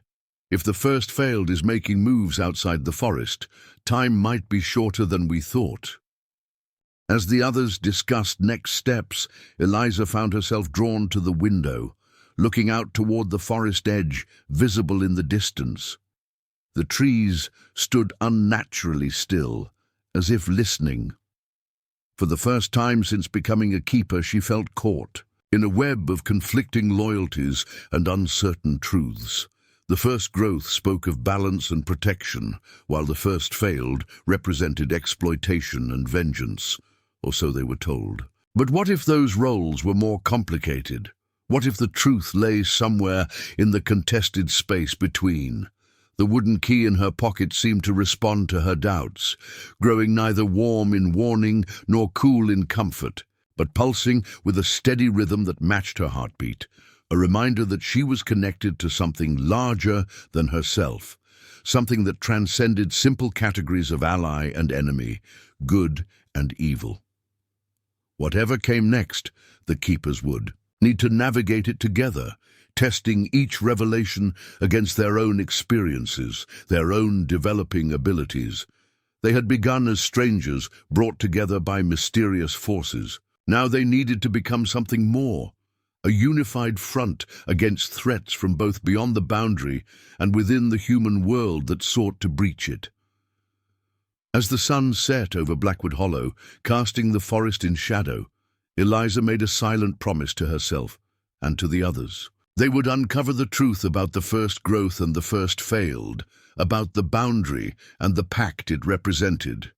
And when they did, they would make their own informed choice about where their loyalties should lie, not as pawns in an ancient conflict, but as conscious participants in shaping the relationship between worlds, The wooden key warmed in response, as if acknowledging her resolution. Whether in approval or warning, Eliza couldn't tell. But she took comfort in knowing that at least one thing was certain. In a landscape of shifting truths and veiled motives, the five keepers had each other. And for now, that would have to be enough. 3 days before the winter solstice, Blackwood Hollow disappeared from maps. Sophia discovered this first while attempting to guide a colleague from her former university to town. The visiting botanist called in confusion, saying his GPS kept rerouting him in circles, and every digital map showed only uninterrupted forest where the town should be. By midday, deliveries had stopped arriving.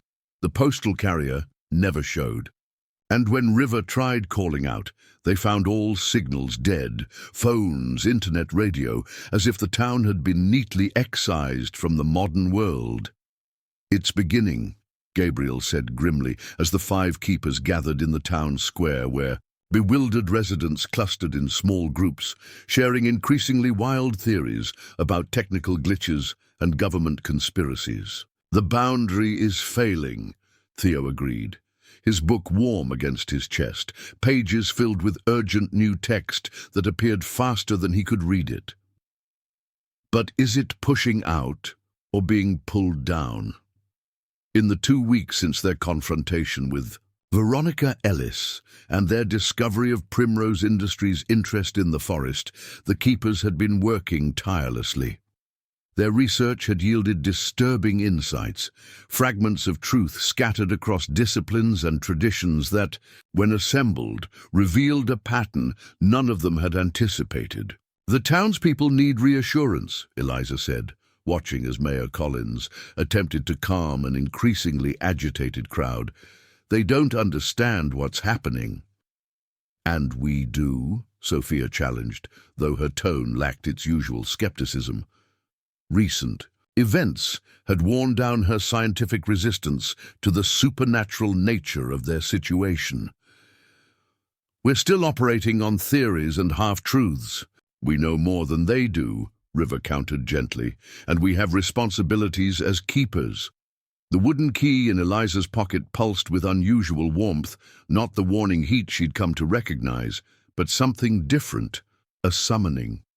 She withdrew it, finding it glowing with a soft golden light that seemed to point toward the forest edge. "Something's calling us," she announced quietly to the others, as if in response their artifacts activated simultaneously, Theo's book flipping rapidly to a page depicting the heart chamber, Sophia's vial of soil beginning to sprout tiny, luminous seedlings, River's compass spinning wildly before settling toward the forest, and Gabriel's knife emitting a faint keening sound.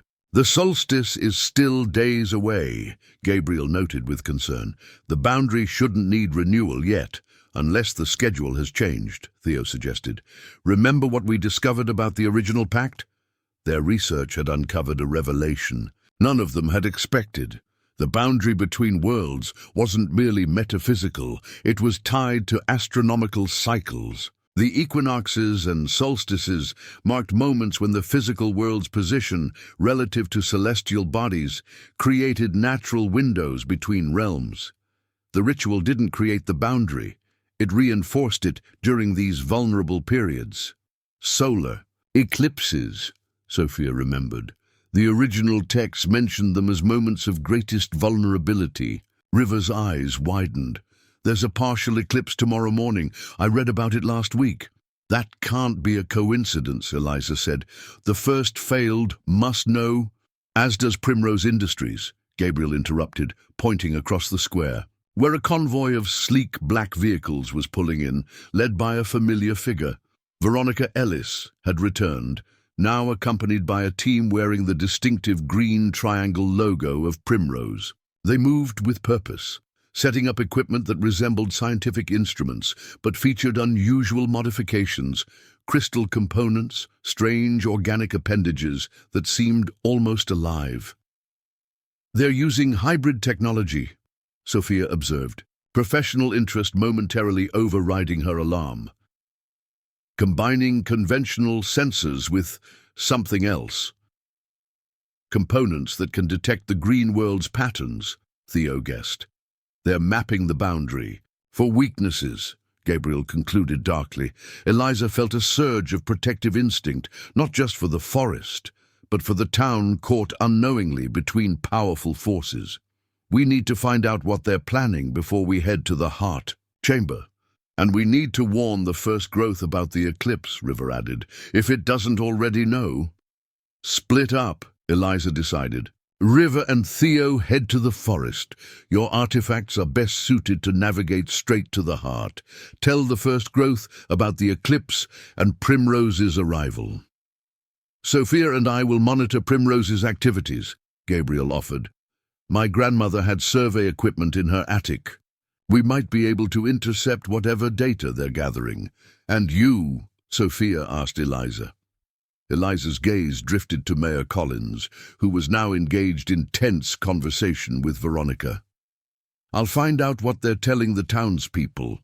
The key might help me access conversations I'm not supposed to hear.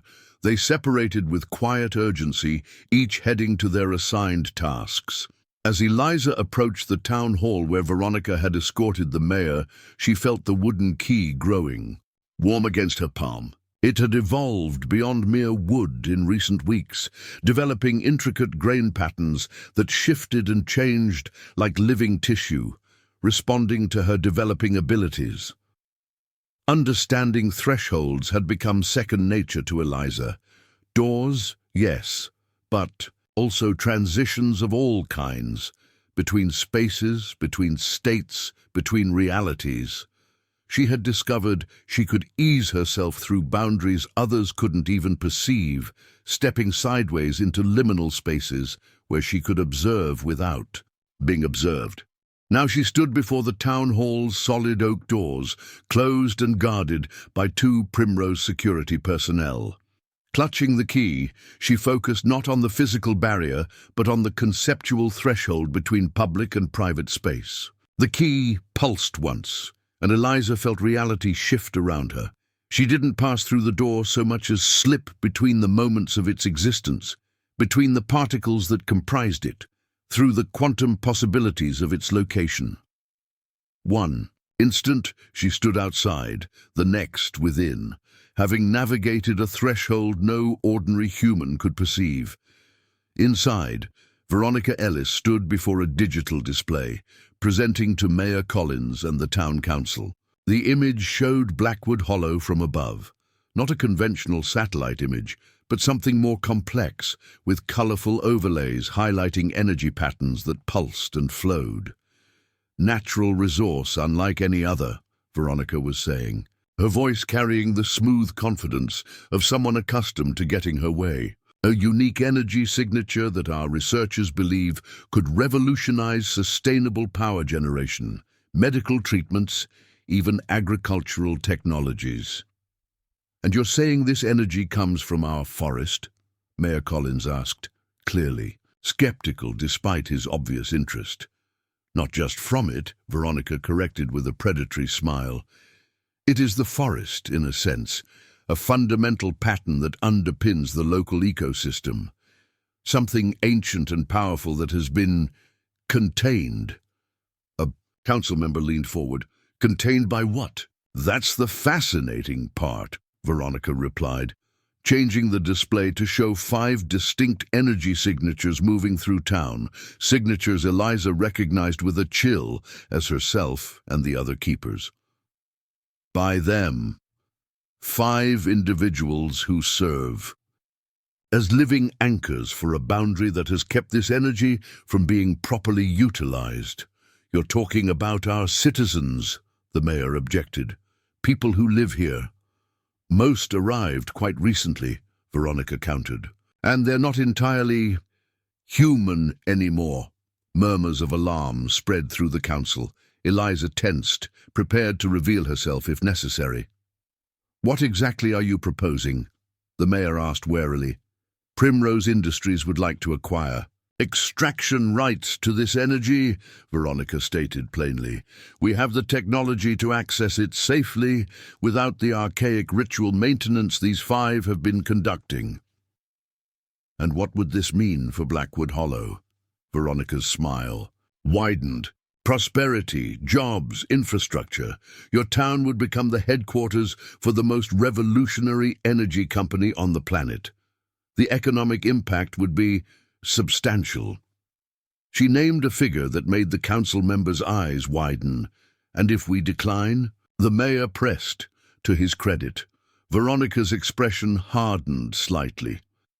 This energy exists whether you acknowledge it or not. The boundary containing it is failing. That's why your town has vanished from maps, why your communications are down.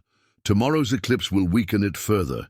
Without intervention, Blackwood Hollow may simply cease to exist as part of this reality. That's absurd, a council member scoffed. Is it? Veronica challenged. Haven't you always known there was something unusual about your forest? Haven't generations of townspeople avoided it after dark, told stories of its strangeness? The truth has been before you all along, maintained by keepers whose families have served this function for centuries. The mention of generations caught the mayor's attention. Keepers, like young Mr. Morgan, Veronica said, his grandmother before him, and now 4 newcomers who arrived on the autumn equinox. They maintain a boundary that was established by the original settlers, a boundary that's now failing and threatening your town's very existence. Eliza had heard enough. Slipping back through the threshold of reality, she emerged outside the town hall and hurried toward Sophia and Gabriel's position on the edge of the square. They know everything, she reported breathlessly. About us, about the boundary. They're positioning themselves as saviors who can stabilize the energy while exploiting it commercially. They can't possibly understand what they're dealing with, Sophia said, adjusting a device that appeared to be intercepting Primrose's sensor data. The patterns they're measuring are just the surface. What are you seeing? Eliza asked, peering at Sophia's makeshift monitor. They've mapped the energy flow between the forest and the town, Gabriel explained. They can see how it's changing, intensifying as the eclipse approaches. But they're misinterpreting it, Sophia added. They think it's a resource to be extracted, like oil or natural gas. They don't understand it's conscious. Or perhaps they do, Gabriel said grimly. Look at this. He pointed to a schematic on the screen. A device unlike anything Eliza had seen before, part machine, part organic matter. Its purpose was unclear, but its design incorporated elements that eerily resembled their artifacts, particularly Eliza's key. They're building something to breach the boundary artificially, Sophia realized.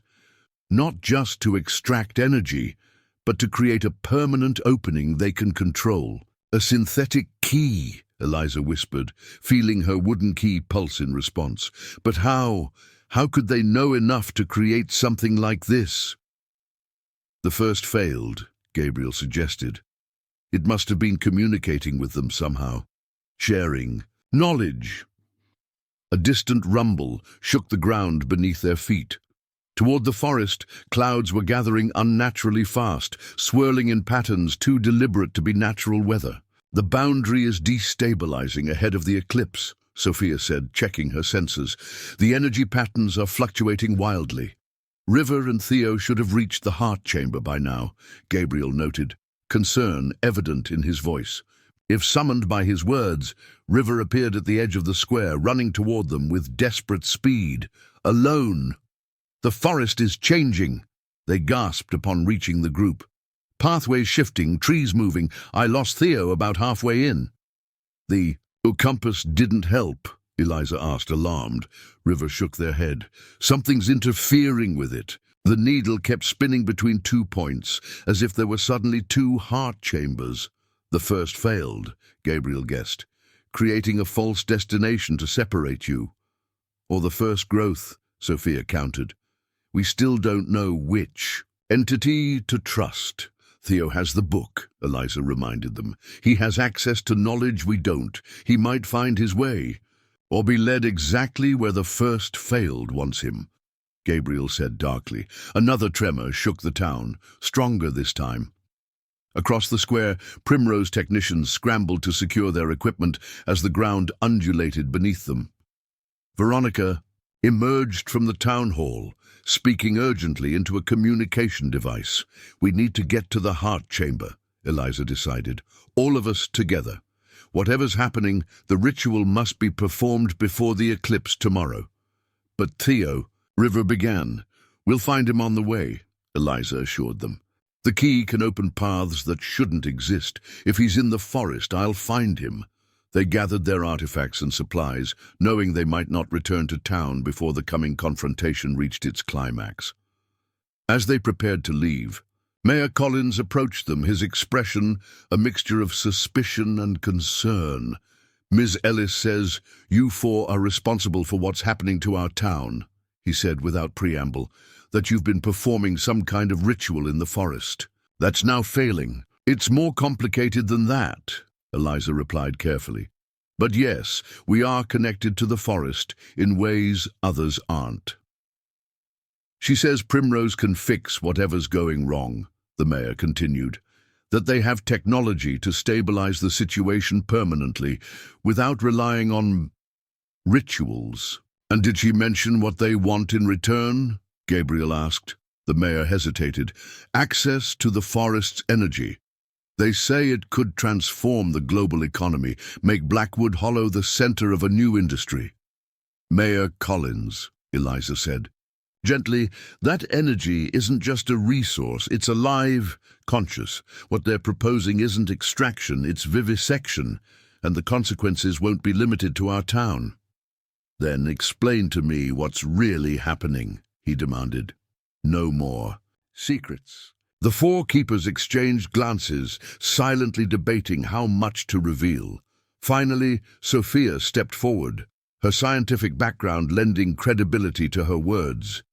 "The forest contains a boundary between our world and what you might call a parallel reality, a green world that exists alongside our own, but operates by different rules. That boundary weakens at certain astronomical alignments, like tomorrow's eclipse. Without the ritual to strengthen it, the two worlds begin to bleed into each other. Which is why the town is vanishing from maps," Gabriel added. "It's being caught between realities." "And Primrose?" the mayor asked. "They want to exploit the boundary," River explained, "to harvest the green world's energy for profit. But doing so would destabilize both realities in ways they can't possibly comprehend. So our choice is between your ritual and their technology." "It's not about technology versus tradition," Eliza clarified. "It's about understanding versus exploitation. The ritual works with the natural order of both worlds. What Primrose proposes would violate that order." The mayor studied them for a long moment. Gabriel's grandmother was respected in this town. If she believed in this boundary, this ritual... He sighed heavily. "What do you need from us?" "Keep Primrose occupied," Gabriel said. "Delay any action they try to take until after the eclipse. Tomorrow morning, we'll handle the rest." "And if you fail?" Eliza met his eyes steadily. "Then it won't matter what Primrose does. The boundary will collapse, and Blackwood Hollow will either cease to exist in this reality or become something no one, not us, not Primrose, can control." With that sobering assessment hanging in the air, the four keepers turned toward the forest. The trees at its edge seemed to lean toward them, branches reaching out like grasping hands. The very air shimmered with energy made visible by the approaching celestial alignment. As they stepped under the canopy, Eliza felt the wooden key grow warm in her hand, responding to the charged atmosphere. Behind them, Blackwood Hollow seemed to waver like a mirage, buildings flickering between solid reality and translucent possibility. Ahead, the forest had transformed from the relatively ordered woodland they knew into something wilder, more primeval. Trees of impossible size and species stood alongside familiar oaks and maples, as if multiple forests from different times and places were overlapping. "The boundaries between worlds are thinning," River observed, compass spinning erratically in their hand. "Not just at the heart chamber, but everywhere." "Can you find the way?" Gabriel asked Eliza. She held up the key, focusing on the heart chamber and on Theo. For a moment, nothing happened. Then suddenly, the key projected a golden thread of light that wound between the trees, beckoning them forward. "This way," Eliza said, following the thread. "And hurry. I think we're running out of time." As they moved deeper into the forest, the overlay of realities became more pronounced. Flowers bloomed and withered in seconds beneath their feet. Creatures that shouldn't exist darted between trunks, things with too many limbs, bodies that seemed partly plant and partly animal. The boundary wasn't just failing, it was shattering, creating pockets where the green world pushed through into their reality with increasing force. "If this is happening throughout the forest," Sophia reasoned as they hurried along Eliza's golden thread, "the effect must be even stronger at the heart chamber. And tomorrow's eclipse will amplify it further," Gabriel added grimly. "Perfect. Conditions for whatever Primrose is planning," River concluded. They rounded a massive tree trunk and stopped short. Before them stood not one house, but two, overlapping yet distinct, like double-exposed photographs. One was the familiar structure they had entered before, grown from living trees. The other was darker, older, its roots reaching up rather than down, its branches plunging into the earth like strange tentacles. "Two houses," Eliza whispered, "two hearts." Two entities, Gabriel realized. The first growth and the first failed, each with their own chamber now. The golden thread from Eliza's key split, one strand leading to each house. "Which one holds Theo?" River asked anxiously. Before Eliza could answer, both houses shuddered, their structures rippling as if caught in some temporal distortion. From within each came a sound, not quite a voice, not quite a roar, but something between that echoed through the forest with palpable force. And in that moment, Eliza understood with perfect clarity what they were witnessing. Not two separate entities locked in ancient conflict, but a single consciousness that had been torn in two by the original boundary. One half contained and evolved within the heart chamber, the other fragmented and bitter, pushing back against its confinement. The first growth and the first failed were not enemies. They were broken halves of the same being, each incomplete without the other, each believing itself to be the true expression of the green world's will. "We've been manipulated," she said aloud, "by both sides. The boundary didn't just separate worlds, it split the consciousness that existed between them." The others looked at her in shock, but before they could respond, a figure emerged from the dark, inverted house. Theo, his expression dazed, the bark-bound book clutched tightly to his chest. "Theo!" River called, starting forward. He raised a hand in warning. "Don't, it's not safe. I know now." He struggled to form coherent thoughts. "The book showed me everything, the original deception, the true purpose of the Keepers." "Which is?" Sophia prompted. "Not to maintain the boundary," Theo said, his voice steadying as he approached them, "but to eventually heal it, to reunite what was sundered. That's the final ritual, the one no generation of Keepers has been ready to perform, until now." The ground beneath them trembled more violently, and both houses seemed to flicker in and out of existence. The forest around them was transforming rapidly now, reality itself becoming fluid as the eclipse drew nearer. The solstice and the eclipse together, Gabriel realized.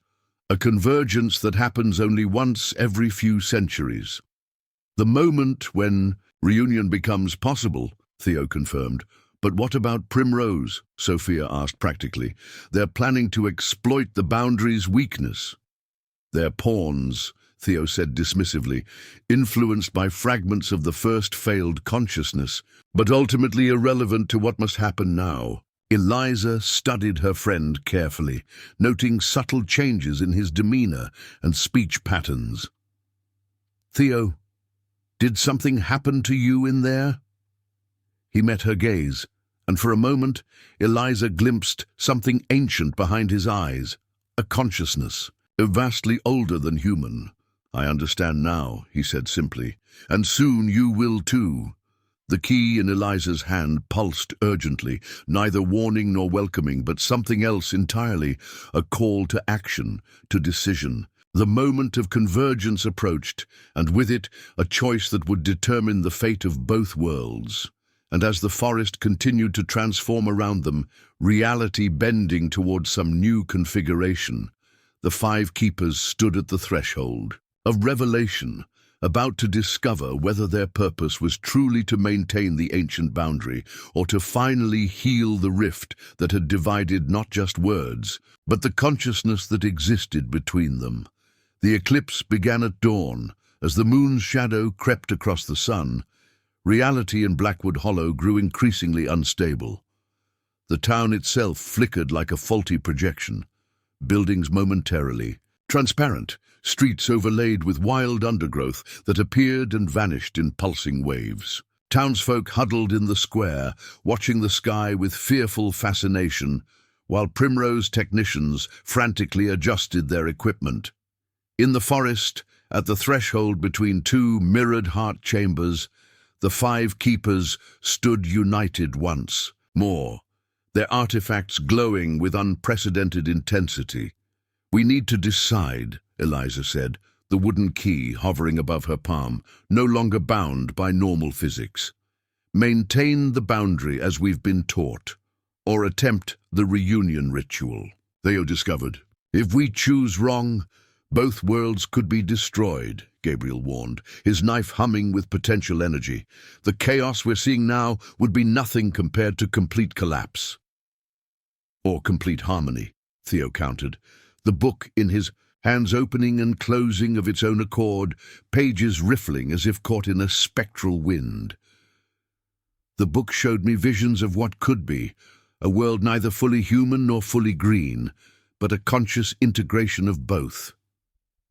The first growth and the first failed each want reunion," River added, their compass spinning continuously now, "but on their own terms, with their own consciousness dominant, which means neither can be trusted to guide us," Sophia concluded. The soil in her vial had transformed into a swirling microcosm of constantly evolving plant matter.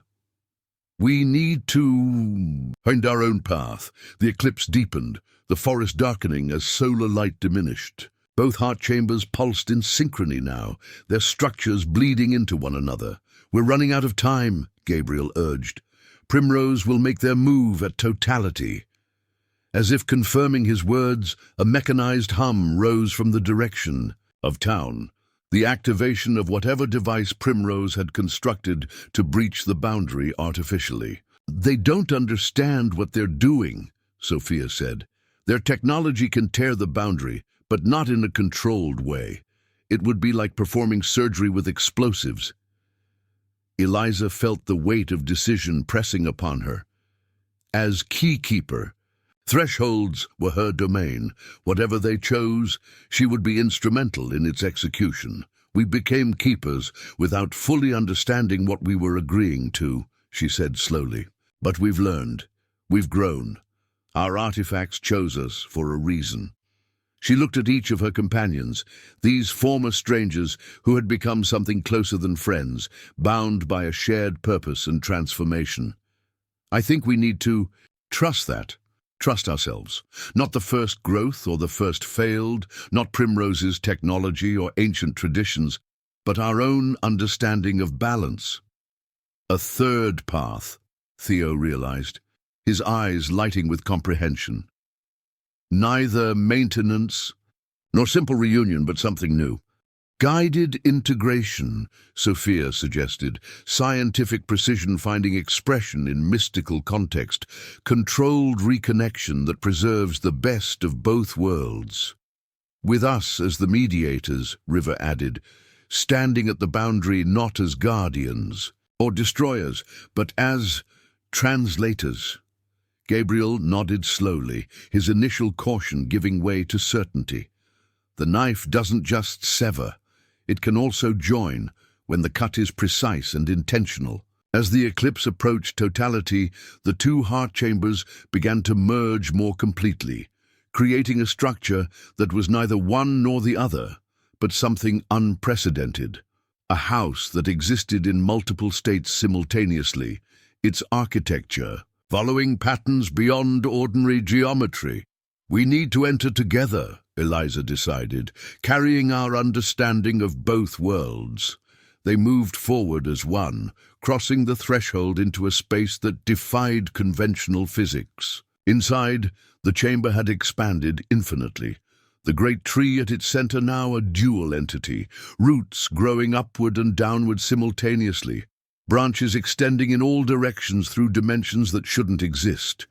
Within this impossible tree stood two figures, the familiar entity of the first growth and its counterpart, the first failed. No longer separated by bark and boundary, they faced each other across a diminishing gap, like reflections slowly reaching for one another. Keepers, they spoke in unison, their voices overlapping in harmonies and discords. You have come to witness the reunion. We've come to guide it, Eliza corrected, stepping forward with the key held high, not as servants to either side, but as stewards of both worlds. The boundary was never meant to be permanent, Theo added, the book opening to reveal pages now filled with a new script, not records of the past, but possibilities for the future. But neither was it meant to be simply dissolved. Your separation has created imbalance, Sophia continued, her vial of soil now containing miniature versions of both heart chambers, demonstrating through living metaphor what they proposed, not just between worlds, but within each. The human world has lost its connection to the green, becoming exploitative and unrooted. The green world has grown isolated and rigid, forgetting that change and evolution are part of its nature. We offer neither continuation nor revolution, River said, their compass now emitting a light that created pathways throughout the chamber, connections between seemingly disparate points. But evolution, guided integration that preserves distinctness while allowing exchange. A new pact, Gabriel concluded, his knife glowing along its edge. Not between adversaries, but between aspects of a greater whole. The two entities regarded them with ancient, unreadable expressions. You presume much, young keepers, they said, again in that unsettling unison. What gives you the right to determine our fate? Our humanity and our connection to the green world, Eliza answered simply. We stand in both realities now, transformed by the very boundary we're discussing. We represent the possibility of integration without loss of identity. As the eclipse reached totality outside, plunging the chamber into deeper shadow, a tremor ran through the entire structure. From the direction of town came a surge of energy, Primrose activating their technology, attempting to tear open the boundary for their own purposes. We must act now, Theo urged. Together. The five keepers formed a circle between the two entities, their artifacts connecting in a web of light that stabilized the shuddering chamber. Drawing on their evolved abilities, they began the new ritual, not the maintenance they had performed before, nor the reunion the entities expected, but something uniquely their own.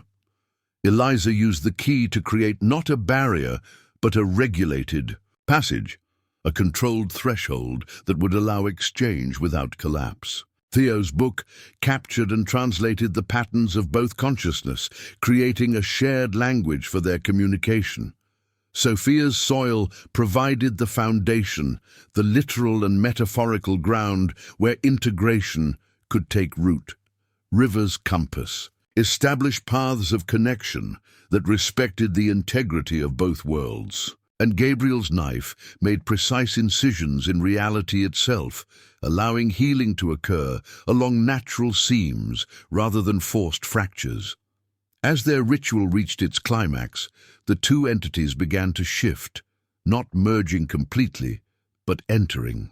A state of dynamic balance, connected yet distinct, like the dual nature of light as both particle and wave. The chamber expanded outward, incorporating the artificial breach Primrose had created, transforming their crude technology into another regulated threshold, one that would demonstrate the green world's patterns without allowing exploitation or dominance. When the eclipse passed totality, sunlight gradually returning to the forest, the heart chamber had transformed. No longer a house, it had become a grove, a sacred space where the boundary existed not as a wall, but as a permeable membrane, allowing conscious exchange between worlds while preserving their essential natures. The 5 keepers stood changed as well. Their artifacts had evolved once more, now integrated more completely with their beings. Eliza's key a part of her very bones, Theo's book inscribed within his mind, Sophia's soil flowing through her veins, River's compass embedded in their perception, Gabriel's knife an extension of his will. It is done. The unified consciousness that had once been the first growth and first failed acknowledged. Not as we intended, but perhaps as it should be. What happens now? Eliza asked, feeling the new pattern settling around them, reality, stabilizing into its evolved configuration. Now you truly begin your work as keepers, the consciousness replied, not as guardians of separation, but as facilitators of exchange. The green world's wisdom flows once more into human awareness. Human creativity enters the green consciousness. Neither dominates. Both transform. As they emerged from the grove, the forest around them had settled into a new state, still recognizably a forest, but more vibrant, more aware. Trees that had once merely sensed now communicated openly. Plants that had been manipulated by competing consciousnesses now grew according to their own nature, yet in greater harmony with their surroundings. Blackwood Hollow itself had stabilized, no longer flickering between realities, but existing as a junction point, a community where the human world and the green world overlapped more completely than anywhere else on Earth. And in the town square, the Primrose team stood bewildered, as their equipment displayed readings they couldn't comprehend, data that showed them glimpses of the green world's patterns, but refused to be captured or exploited. They'll either leave in frustration or stay to learn, Sophia observed, as the 5 keepers watched from the forest edge. Either way, they can't take what isn't freely given anymore, Theo said with satisfaction. Eliza felt the new reality settling around them like a comfortable garment, neither entirely human nor entirely other, but a conscious integration that honored both. The role they had accepted at the autumn equinox had transformed, as had they themselves. No longer mere guardians of an arbitrary boundary, they had become translators between worlds, facilitators of exchange, stewards of evolution. As the citizens of Blackwood Hollow emerged from their shelters, looking around in wonder at a town subtly changed, buildings partially embraced by living plants, streets lined with flowers that responded to human presence, the very air charged with green awareness, Eliza knew their work was just beginning. The forgotten keepers had remembered their true purpose, and in doing so, they had helped both worlds remember something long forgotten. That separation was never the goal, but conscious communion. In the heart of the forest, the grove pulsed with new life, and throughout Blackwood Hollow, the first tendrils of a new awareness began to spread, not as an invasion, not as exploitation, but as an invitation to remember what it meant to be truly alive in a world where nothing was ever truly separate, only temporarily forgotten. Up next, you've got 2 more standout stories right on your screen. If this one hits the mark, you won't want to pass these up. Just click and check them out, and don't forget to subscribe and turn on the notification bell so you don't miss any upload from us.